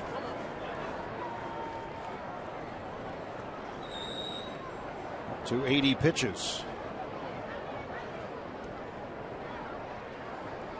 And hopefully practicing for after the game. Swinging strike. There was something off there. His 3 starts at Indianapolis, he worked in the middle 80s in terms of a pitch count in the last 2.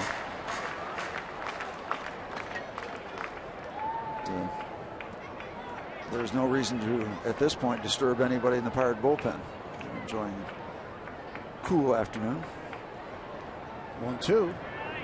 Got him. Stayed soft. And got him out in front. Strikeout number 5 for Compton. 2nd time he's whiffed Bruce. Stayed away from the fastball.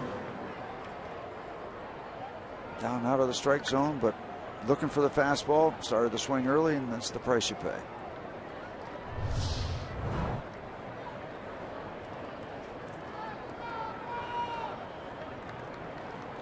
Todd Frazier doubled in the fourth with one out, and we're stuck at second. Reds couldn't get him over. Batting with two down, a runner in scoring position, swing and a miss. Chris Stewart in back of home plate has found a nice little pitch delivery for Compton with that off-speed pitch.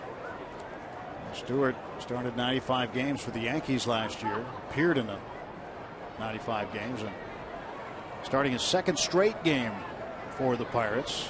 Russell Martin getting another down day today, getting a chance to get some rest. And Frazier's plunked. And now both men who are on base for Cincinnati are there because Compton hit him.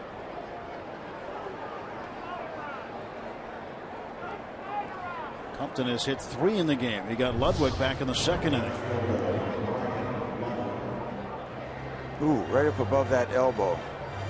That is a stinger. And even though it hurts, Todd Frazier's got to know that he is not wanting to hit him. He's just really been working inside. He worked inside Brandon Phillips continually, pitch after pitch after pitch. And a 1-0 ball game. Yeah, you don't want a lot of extra runners.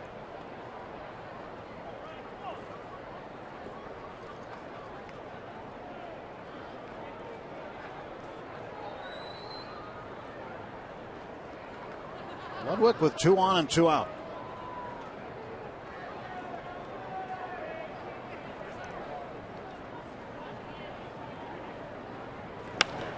And he goes to the gap toward left center field. Long run from McCutchen. He's not going to get it. And the Reds are not only going to tie the game, they're going to take the lead as Ryan Ludwig drives in 2. It's 2-1 Cincinnati. Caught the gap in left center field. 2 outs, everybody running. And everybody scoring. RBIs 8 and 9 for Ludwig. And that's the problem. We've been talking about it a good bit this season. Not enough separation. When the Pirates get a lead, so many times it's been a skinny lead. They have it this afternoon, and now that lead is gone. 1-0, but that quickly. Turns around to being 1 run down. Well, both runners given free passes. Votto and Frazier each hit by a pitch. Ludwig drives in 2, his first hit of the day, second double of the season. And now a different kind of ball game with the Reds up 2-1.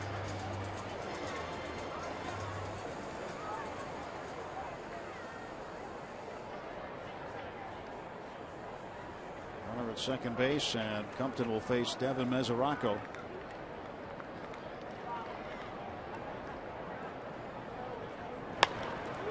He pops this one up to shallow left center field. Walker is out there, and Marte calls him off and then hurdles him. Ball hung up for Marte. Reds strike for 2 and take the lead.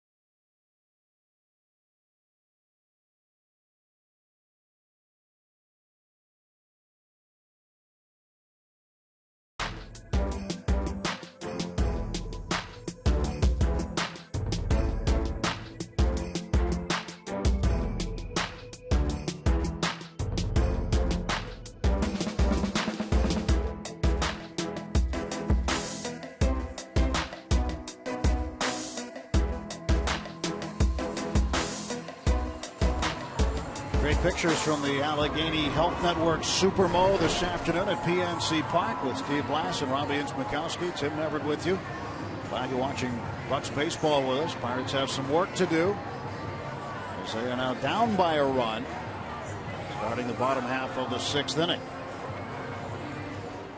Cingrani will face Sanchez, Alvarez, and Tabata, 4, 5, and 6. Turned out to be a very pleasant afternoon for baseball here, especially when you're sitting in the sun.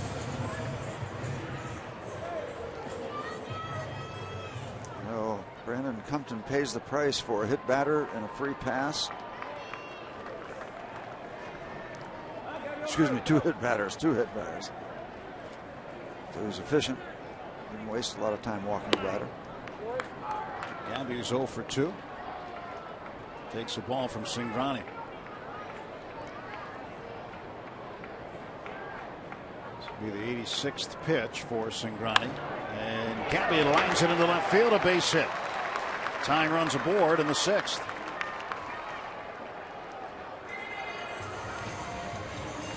Pedro Alvarez coming to the plate. He's 1 for 2. And the yes movement 14 wants to know, Steve, can Alvarez get overturned to a Phillips error by Major League Baseball that brought Walker home? Well, it would be the official scorer who would change it, and we actually had a scoring change today from a play last night. It's possible, but so the answer is yes, it can. It can happen, but it hasn't happened, and probably unlikely that it will. Play we're talking about in the 1st inning. Let's ask you back. Would you change this? Phillips had to go a long way to get it.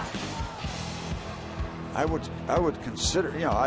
It's certainly changeable. Let's put it that way. I've seen more blatant things get changed. Or less blatant. Excuse me, less blatant.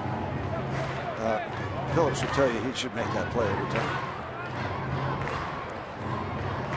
Well, last night, Jay Bruce in the 8th inning was credited with a double. He had a single, then stopped and started again after McCutchen dropped the ball and was way to pick it up. And that was changed this morning to a base hit and an error. And the significance is it gives 2 errors to McCutchen in the game last night. He had another play like that in the 9th. With Billy Hamilton, and Brian Morris has an earned run turned into an unearned run. He has really worked Pedro last 2 at bats, and strikeouts resulting. This was strike 1, strike 2, strike 3, and outside, but a tough pitch to take way out in front. Big breaking curveball, roundhouse curveball. Every lefty has one, and they use it against every left-hand hitter.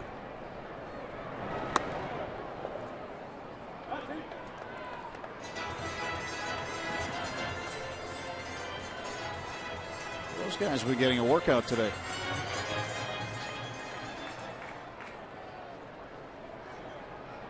.91 pitches now for Cingrani. Toward the middle and through for a base hit. Tabata a single. He's 1 for 3, and now the Pirates with a tying run in scoring position. And the go-ahead run at first. And you wonder if Cingrani is starting to pay the price for a high pitch count as they're moving around in the Cincinnati bullpen.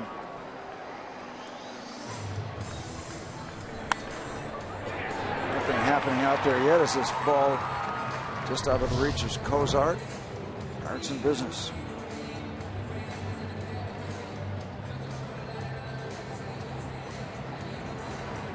As we told you earlier, Cingrani's only given up a couple home runs in his first 4 starts, so he's been efficient in that category. But there they go.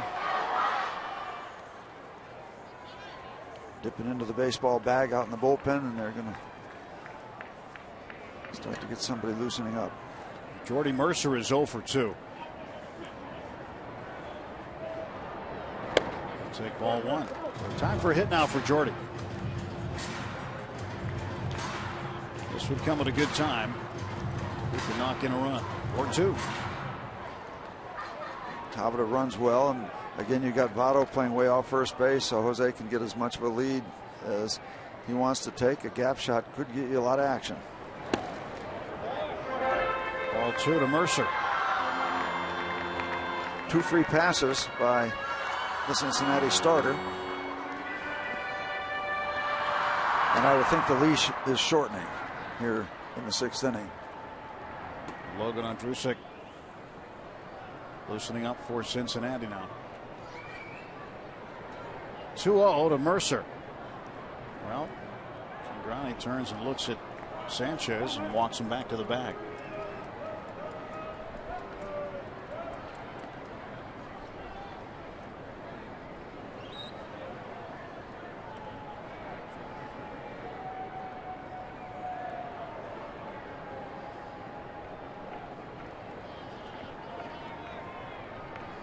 Jordy with runners in scoring position. 289 hitter.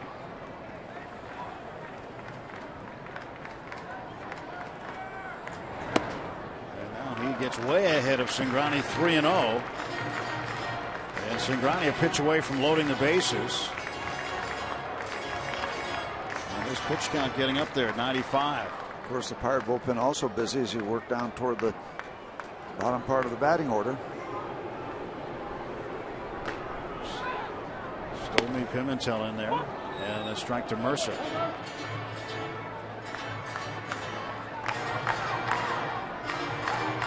Brandon Compton getting his batting gloves on. Stolmy continues to warm up. You only get so many opportunities during the course of a ball game. We're in the middle of one here. 3-1 to Mercer. Strike 2, count full.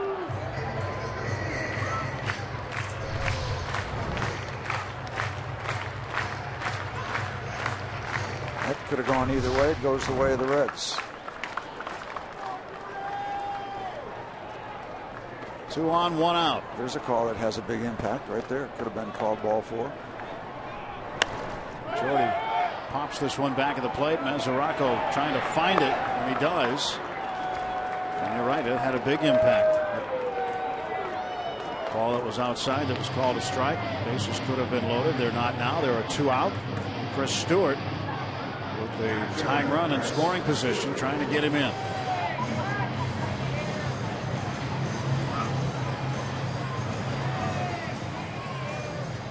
Seems like every pitch can go one way or another. There's so much significance to each pitch in a ball game. Well, that grid is really interesting because as a pitcher, you don't want to throw it in the middle of the grid. So that's why we see so much stuff on the edges. People say, oh, they can't be accurate. Well, pitchers are trained to aim for the edges. That's the way it works best.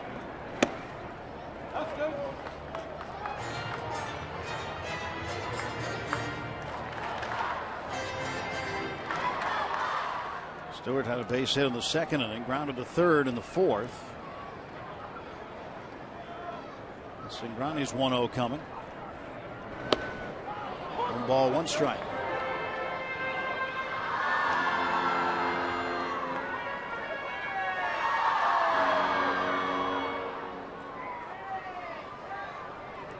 Josh Harrison in the on-deck circle. He would bat for Compton.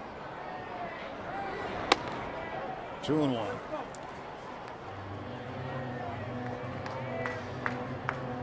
You got to figure this is the last inning for Cingrani, as he is scheduled to hit 2nd in the 7th if he can get out of this. Pitch count over 100 now.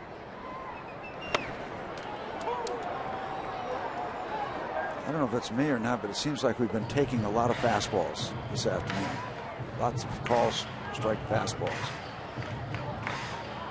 I think you said in the scouting report 71% fastballs thrown by the lefty. 2-2 to Stewart. In the air to center. Right to Heisey. And the Pirates get 2 hits. Nothing across, and they leave 2. We'll go to the 7th. 2-1 Cincinnati.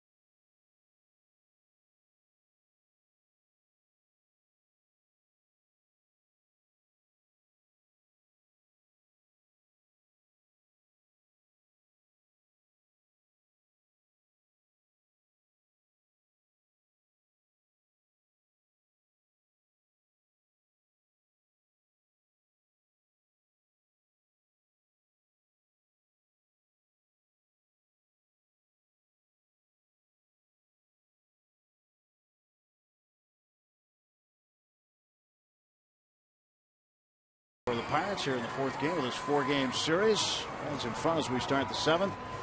You know, Tim, we talked about, well, we didn't talk, but Zach Cozart is going to lead off for Cincinnati, but we got our own Zach. Our stage manager, Zach Scovera. Zach, good to have you working with us. Thanks. Thanks for all the help. Thanks for the bagels today. Yeah. Appreciate it. Zach Scovera. Glad to have him in the booth. Well, what's today? Today is Bring Your Kid to Work Day, isn't it? There you go. Yeah. All right. Well, there's Brandon Compton. Striking resemblance to a young Steve Blass. Look at that. How about that? In another life. Look at that. Everything's the same but the hat. Yeah, right. I think the hat's the only thing that's the same. Well, yeah. I hope he has as much fun out there as I had. Compton down a run and trying to hold down the fort here. Zach Cozart up. Don't hit anybody, Brandon. Cost you last inning. But, you got to respect the fact he is not afraid to work inside. One thing Compton's done real well today, among a number of things. First pitch strike percentage. Prior to Cozart, he was 19 of 25 in first pitch strikes. That's 76%. In comparison, Tony Cingrani, 10 of 26, just 38% for the Reds. But a ways to go. Well, it's 3-1. Tony Cingrani's day all done. Roger Bernardino will hit for him. Very impressive. Strike. 3-2. Young left-hander is very impressive. Both these young starters.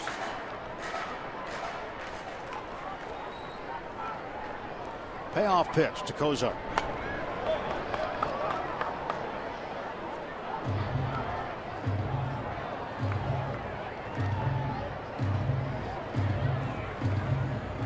That was a pretty good resemblance, I thought. What'd you think? Yeah, very flattering. Isn't that nice? Oh, tapper towards short, charging is Mercer. 1 out.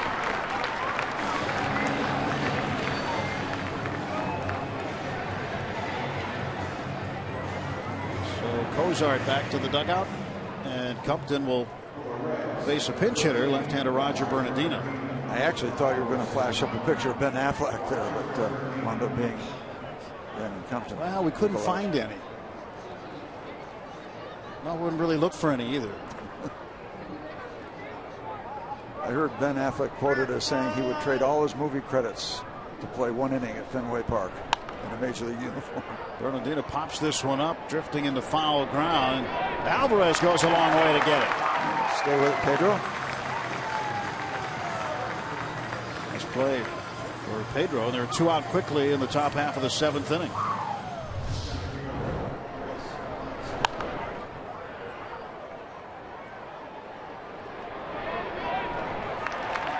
I don't know if anybody else is going to have a chance to get there. Pedro does get there. You wait all day to get up there, come off the bench, and then that happens. Then your day's over. There have been cases of guys getting an opportunity to pinch hit late in the ball game. They stretch and everything. They get all ready and everything. It's over. I've seen that done to pinch runners who stretch and get picked off. Come all the way in from a bullpen or something and go over to first base, pinch run for somebody, bang, picked off.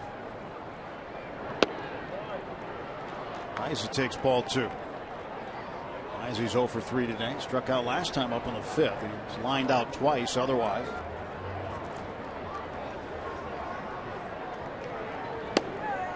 A strike just catching the corner. 2-1 to the Reds center fielder Chris Heisey.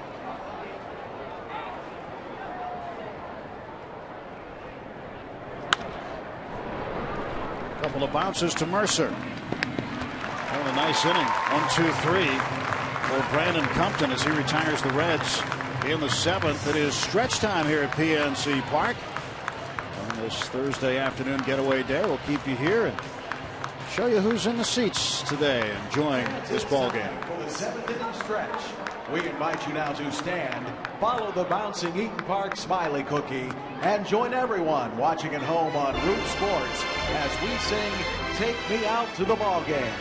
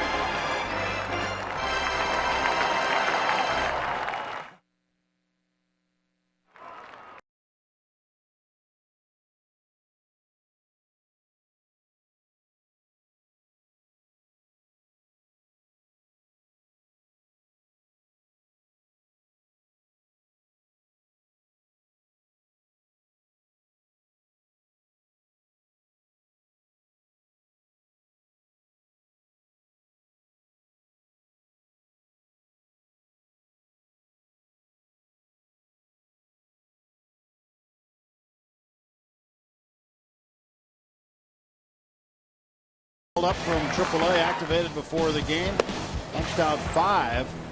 The downfall to his game is he hit 3 men. 2 of them came around to score, but pretty good day's work for Brandon Compton on his debut this year. Very much a quality start, and the struggling Pirate offense takes the spotlight away from Compton. He was terrific. Still time to overtake the Reds, certainly, but well, love to score a bunch right now because he would still be eligible for the win. Compton 98 pitches, 68 for strikes.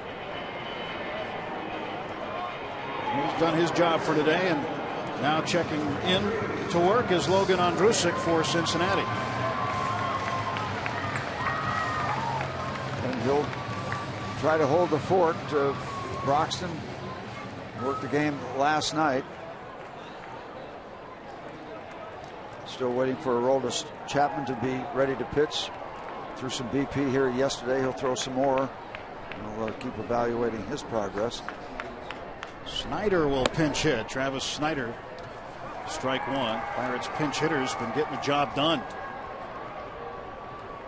Pinch hitters, the Bucks combined have gone 12 for 40. That's a 300 average, 2 home runs. Now league leading 10 runs batted in, 12 hits off the bench. Ondrusek comes in throwing strikes out in front 0-2. Over the last 6 games, Pirates pinch hitters combined to go 6 for 14.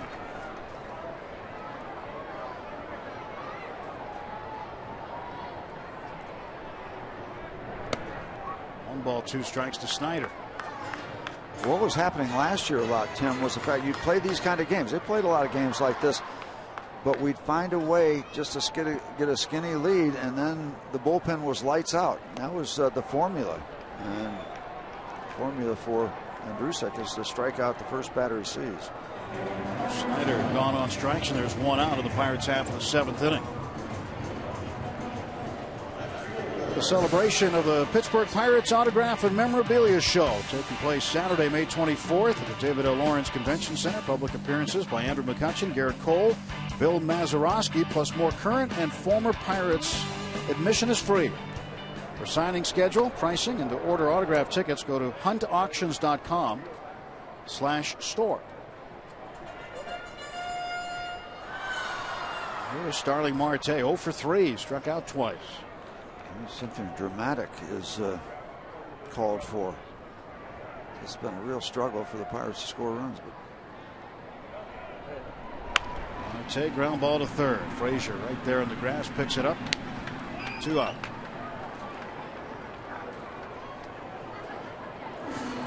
Some better than average defensive plays by the Reds early in the ball game, but a lot of routine outs off the Pirate bats. Just to finish up that thought, yeah, we played 6-inning games last year, but we were winning 2-1 and preserving a lead and running the table to get to the finish line. Now it seems like the Pirates are on the other side of that ledger. Close games. Pirates have been in 11 one-run games prior to this one today. Milwaukee, his first at bat left-handed, pokes it into right field, a 2-out single. Now the tying run on for McCutchen.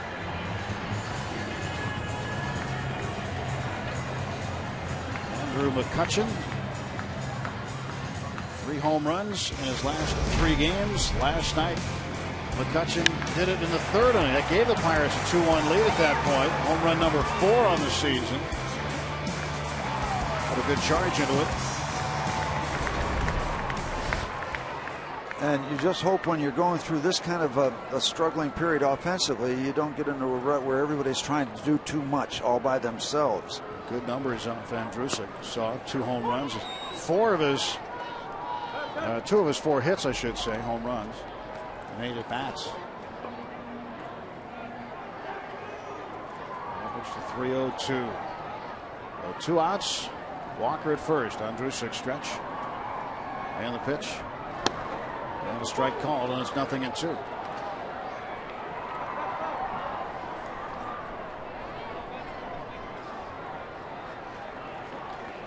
Certainly respecting Andrew's power in the outfield, playing quite deep, very deep.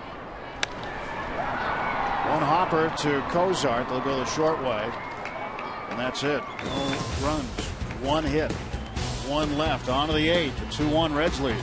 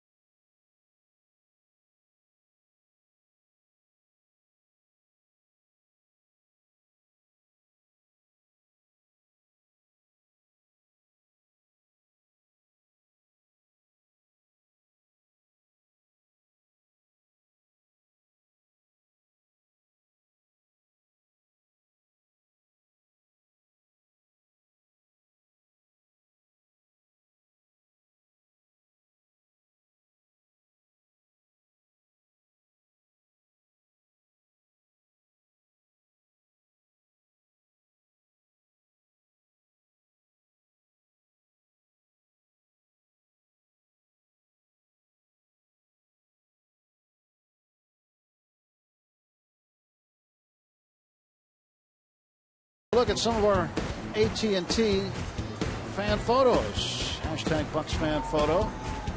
These are some of the kids enjoying the day in the booth. How about that? Kids from some of our Root Sports families. All over the ballpark today. This is nice, isn't it? That's great. Good stuff.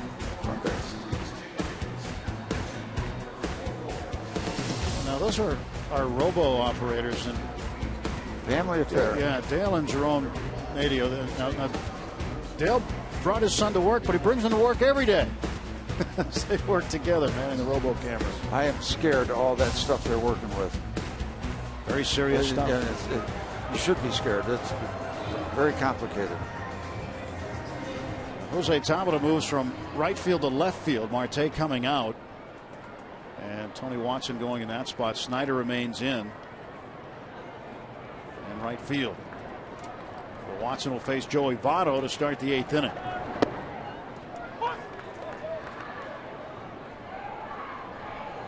Numbers on Tony.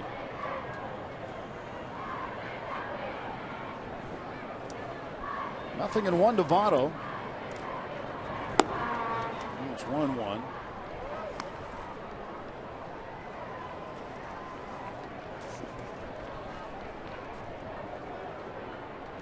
Tony last pitched against the Reds Tuesday.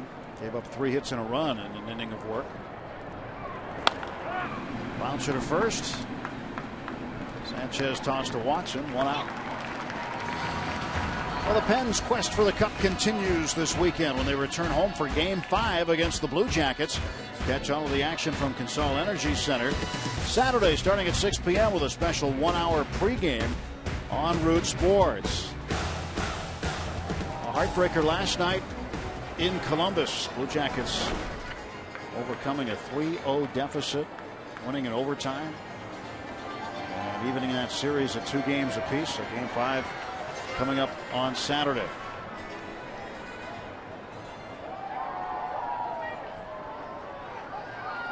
You know, as a kid, you're always thinking, oh, what would I be doing in school right now if I wasn't there? And then you say, well, who cares? I'm at a ball game. I don't know if I'd even be thinking about it.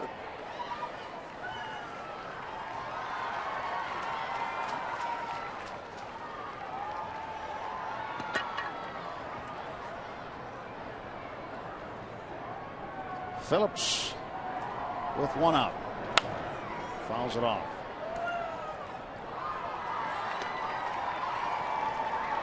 One for 3. Had a base hit his first time up in the first inning. He's flying to center and grounded to short since.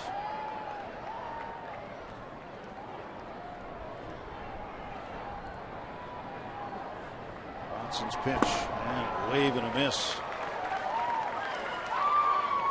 Pulled the string a little there, and out in front was Phillips.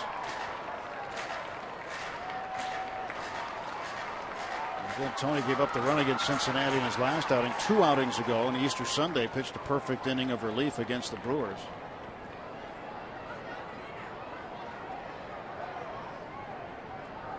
One, 2. Got him. Struck him out, and there were 2 gone for the Reds in the 8th. The way the Pirates are getting pitching today, you want to find some way late in this ball game to take it away from the Reds. You want to reward this kind of pitching, not just today. Any day you get deliveries. Billy Hamilton getting stretched. He didn't start today, but you never know. With the speedy legs that he possesses, he could be a factor late in this ball game. Oh yeah, you get one man on that you can maybe afford to replace just for the sake of the speed, getting you a little insurance.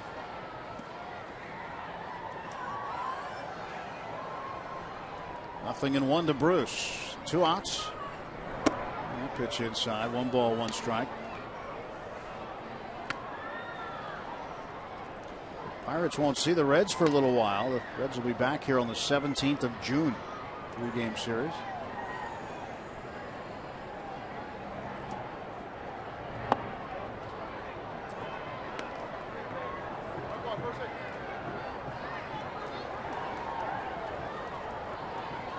Saying the schedule has been tough. In relation to a question I asked him earlier in the week about Johnny Cueto, he said we caught Johnny Cueto at the wrong time. He's been pitching exceptionally well and has 2 complete games against the Pirates so far. And it is tough when you have this many divisional games. You've got to play them all at some point, but one after the other, and the Pirates coming down to the tail end of a 20-game and 20-day stretch. Of course, the Brewers getting them 7 times in less than 2 weeks, and they are the major's hottest team. Best record, 16-6. Well, the thing is, you come out of spring training and you can look at it as a real challenge, which it is. You can also look at it as an opportunity. It just hasn't worked out that way. The Pirates haven't been able to take advantage of the opportunity. They have run into hot teams. And part of the reason that they've been hot is because of the way they played against the Pirates. Well, Jay Bruce walks with 2 men out.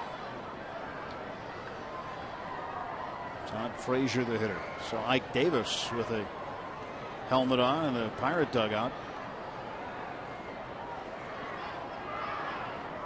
Expect to see him get up. Pinch hit, perhaps. Tony goes to first, and Jay Bruce gets back. Bruce has 3 steals. Has not been thrown out. And there is Davis. Gabby Sanchez due to lead off in the bottom of the 8th. There goes Bruce. Good jump and no throw. Attempt made by Stewart. And another stolen base for Jay Bruce. That's his 4th of the season. Just guessed right that Tony had already mentally committed. No contest, and that's the way it works against left-hand pitchers. They've decided not to throw to first base. You can cruise on in. Frazier falls behind Watson, 0-2.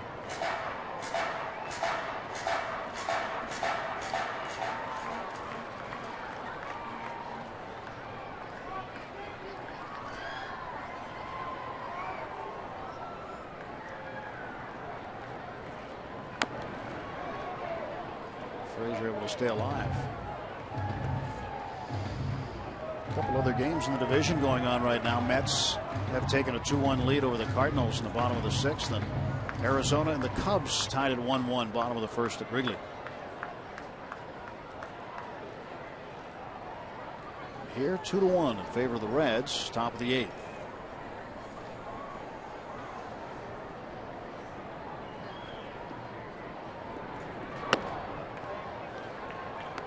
Ball and 2 strikes. Yep, 2 runs last night, 1 run the night before, 1 run so far this afternoon. Makes it hard.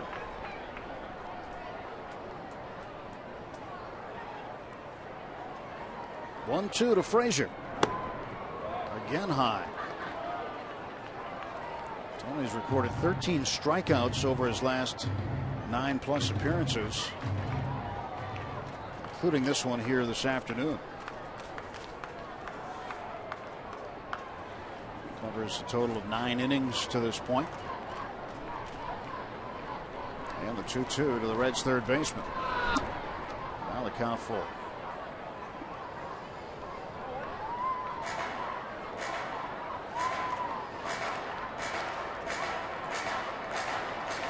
Two quick outs, 3-1 and a strikeout. Now some issues getting the ball over the plate.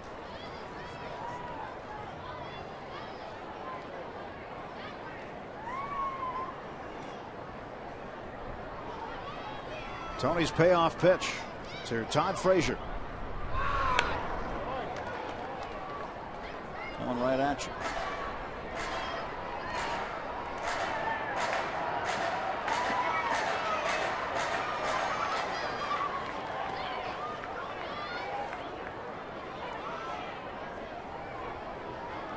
Ryan Ludwig swinging a bat in the on-deck circle. And 3-2 again coming. Got him. 2 strikeouts in the inning. Walks a man, but strands him. Pirates looking for a run in the bottom of the 8th inning.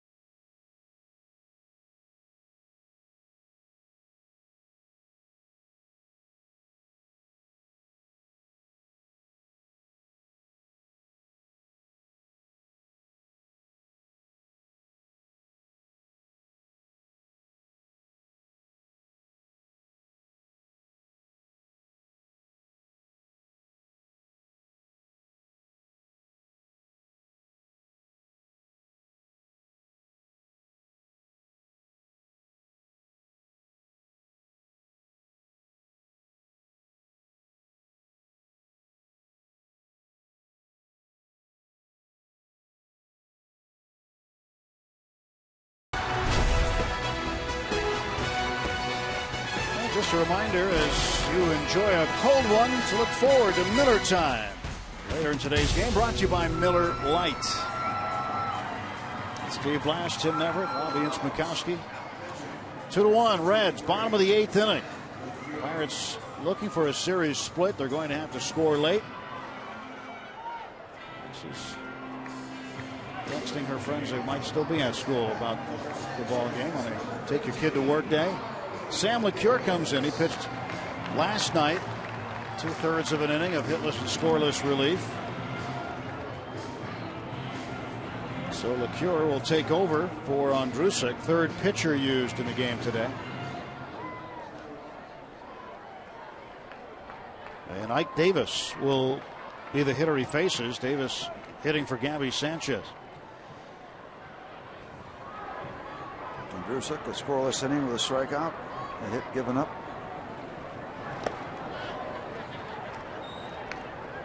Ball 1 to Ike. Third base umpire Lance Barksdale on the appeal said he didn't go. 277, both home runs, grand slams. One for the Pirates and one while still with the Mets, both against the Cincinnati Reds. Get an idea where the RBIs came from. 9 total. Strike call.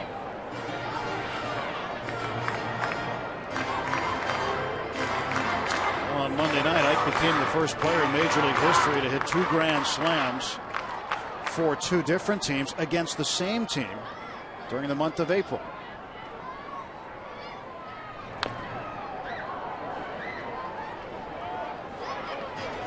One and 2 to Davis. It's a whole package of unique, isn't it? It is. And he broke his bat, too. Welcome back, grand slam.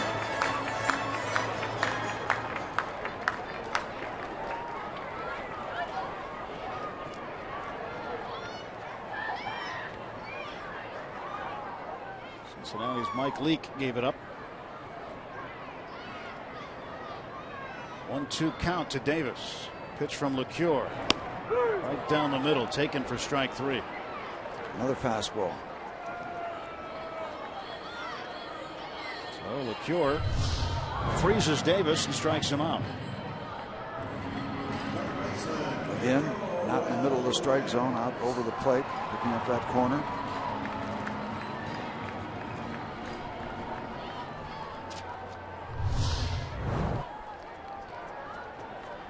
Here's Pedro. Well, we all know what the big man's capable of. Get us even, one swing of the bat. Pedro had a base hit and an RBI in the first inning. Struck out twice, 1 for 3.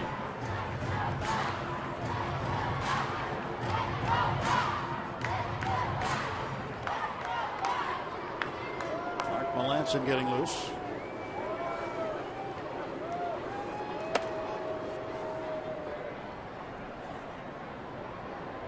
Sam LeCure has not allowed a run in any of his last 3 appearances, or in 6 of his 7 prior appearances overall.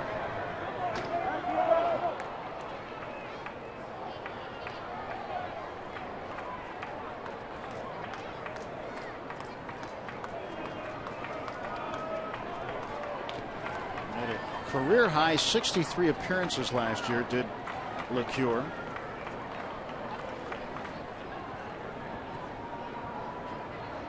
Here comes the 0-2 pitch. A ball and 2 strikes.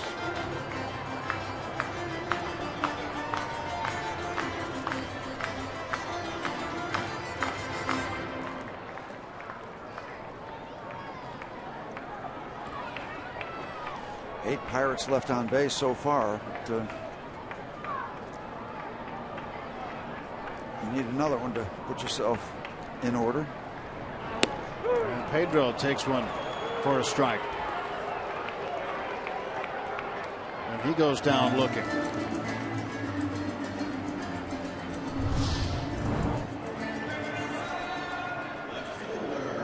All right, and that hot zone, one of the hot zones, up and in, catch up with that one. Those are the long riders. Not able to do it. 2 quick outs in the 8th. Well, LeCure might tell you later that he got away with one there. Yeah. One of those both parties went back. Right. And you know this very well, Steve. You know the pitches that you may have made a mistake on that you got away with, and you never say anything about it after the fact because it didn't matter. It went in your benefit. But that was a situation there where that pitch was left up right in the heart of the strike zone, and Pedro let it go, and LeCure got away with it. You whine and cry about the good pitches that get nubbed out into left field or something, a little flare base hit. Yeah, that was dangerous neighborhood. Jose Tabata, he faced LeCure last night, grounded out against him. But when you're struggling, you take those pitches or you swing through them, pop them up. When you're hot, you hit them a long way. And the side struck out. Is it that easy?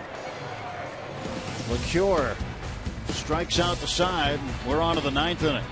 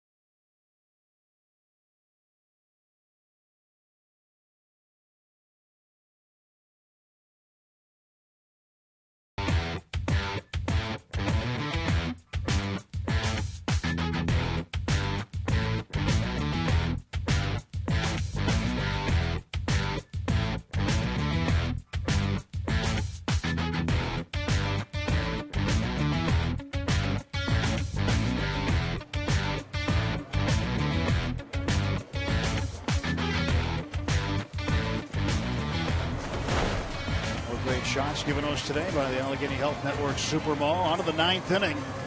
And the Reds with a 2-1 lead. Ike Davis remains on to play first base. And in the pitch is Mark Melancon. He'll bat in the first spot of the batting order. Following Tony Watson in a scoreless inning. Came around a free pass, a couple of strikeouts for Tony. Compton was great. Pirate starter. 7 innings, a couple of earned runs, 4 hits. He walked a batter and struck out 5. Hit 3 batters. 2 of them came around to score, and those are the 2 Cincinnati runs. Ryan Ludwig to lead off against Mark Melancon. Ball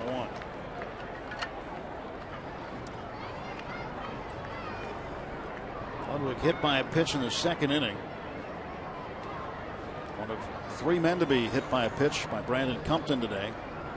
The other 2, the blemish on the mark of Compton today. Otherwise, a very good outing in his season debut. Compton ended up hitting Votto and Frazier both in the 6th, and then Ludwig came out and connected for a 2-run double. Oh, Stargell stars on that hat. A lot of them. Must be having a good year.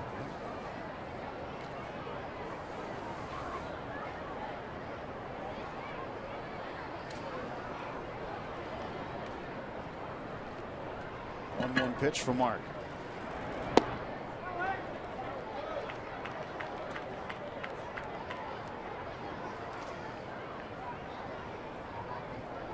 his wife Mary Catherine celebrating the birth of their son, Jack David Melanson, earlier this week.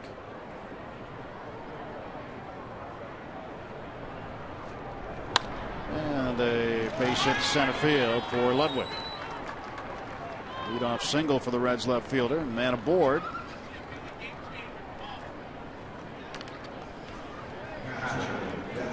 Coming up is Devin Mesoraco. He's got an 11-game hitting streak going. It's on the line. He's 0 for 3. And now Billy Hamilton will come out to pinch run for Ludwig.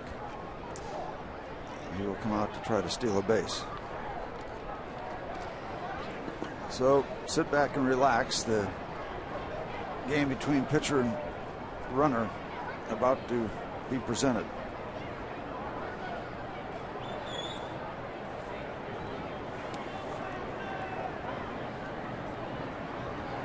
Hamilton third in the National League in steals with 9. Mesoraco fouls this one away.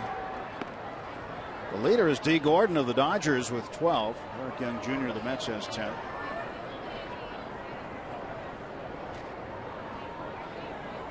.488. His average has dropped, hasn't it? Yeah, well. Started the game last night at .541. These struggling times. Started the game today at .525. First, Hamilton back.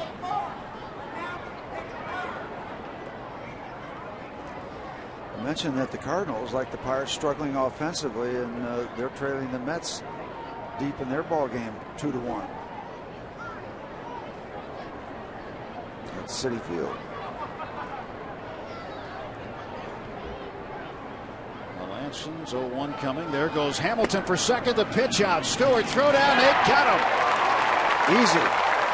2-4. Well done. Again, give your catcher, a major league catcher, a decent chance, and they'll get it done a good bit of the time. That was textbook. The jump, fair, just fair. Good job by Mark. The pitch out and the strike.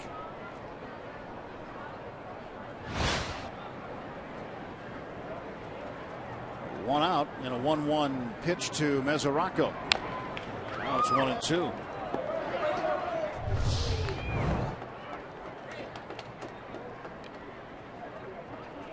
Walker with the ball in his glove, made the tag. Plenty of time. Stewart got the ball there in a hurry.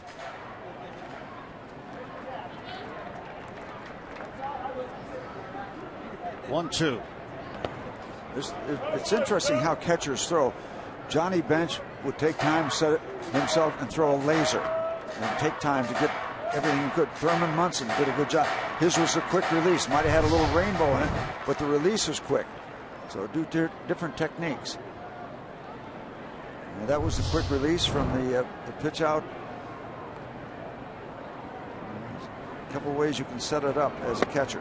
And Mesoraco down on strikes, and now he's 0 for 4. So 2 out. Mesoraco's hitting streak looks like it's in jeopardy of coming to an end.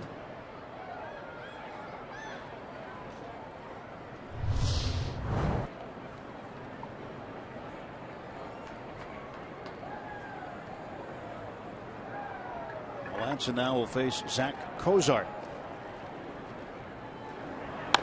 A ground ball to first. Davis is there. The toss to Melanson. The mark faces 3 batters, gives up a hit. That's it. Hamilton caught stealing. Last wraps for the Bucks, going to the bottom of the 9th, trailing by a run.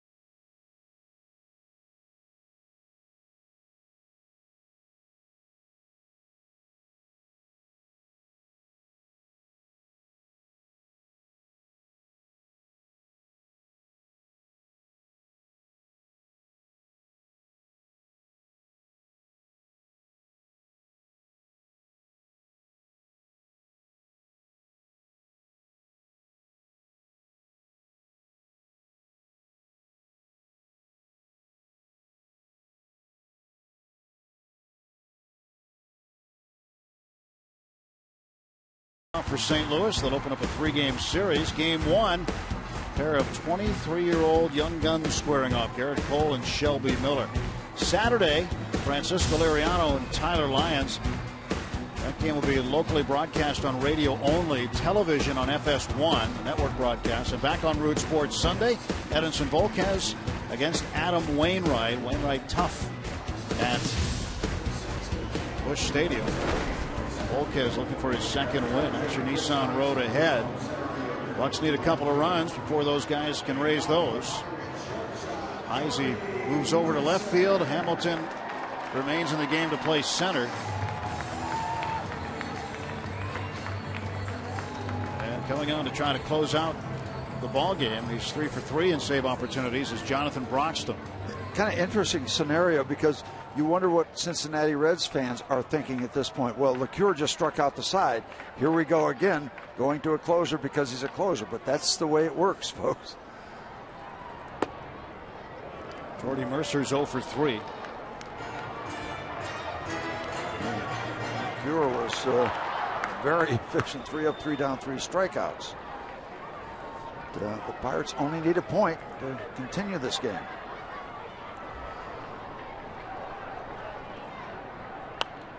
Mercer pops it back and out of play. 1-1. Now bloop and a blast time. Once again, in another one-run game. This is the 12th one-run game the Pirates have been involved in. So far, they're 7-4 in their previous 11 one-run games. And, until they start knocking the ball around a little bit, there's going to be more of them. So maybe just start with a blast. I guarantee you're going to continue. But I like a bloop and a blast. Pitch outside from Broxton. Did get the save last night, but it wasn't easy. The Pirates did manage a couple of hits against them. Stewart had one, who is on deck right now. And Marte also had a hit off of Broxton in the ninth last night. Jordy takes strike 2.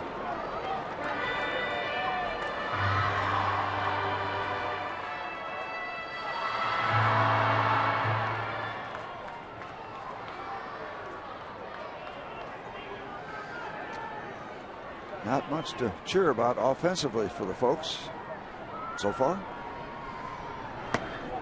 Jordy down on strikes. Mercer 0 for 4. Well placed fastball up and in.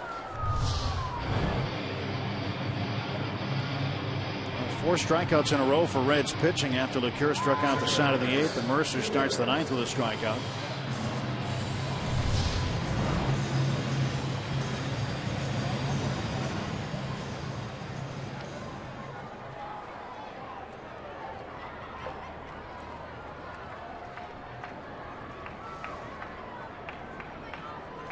There's Stewart, 1 for 3.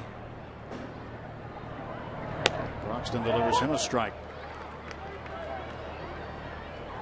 So the Reds now, Steve, 2 outs away from taking 3 of 4, and they took 2 of 3 from the Pirates in Cincinnati in the first series of the year. Well, you can't, if it doesn't happen, you can't avoid saying this is a substantial skid. I mean, you just can't talk around it. Start with the last road trip in this homestand, and it's just reality.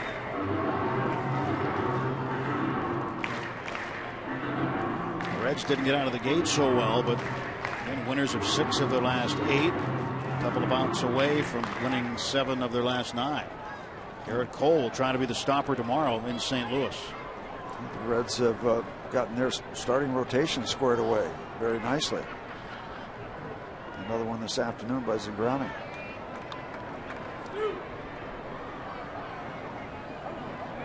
Oh, 2 pitch to Stewart.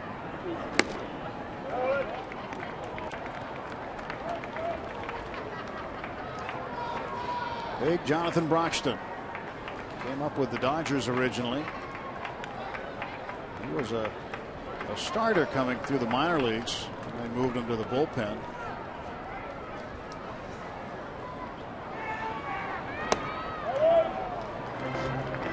2 balls, 2 strikes.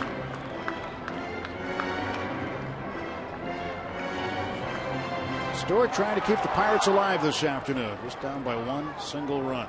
Runs have been tough to come by. Pirates got theirs in the first inning. Nothing since.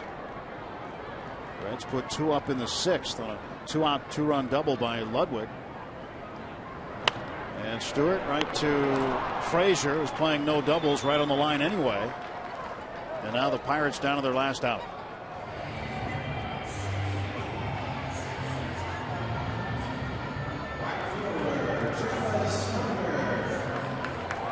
Travis Snyder is the last hope for the Bucks this afternoon.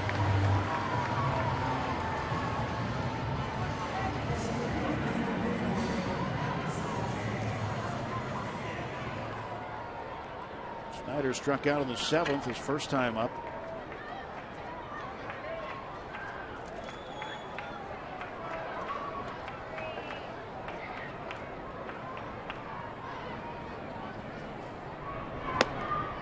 Ball 1 to Travis.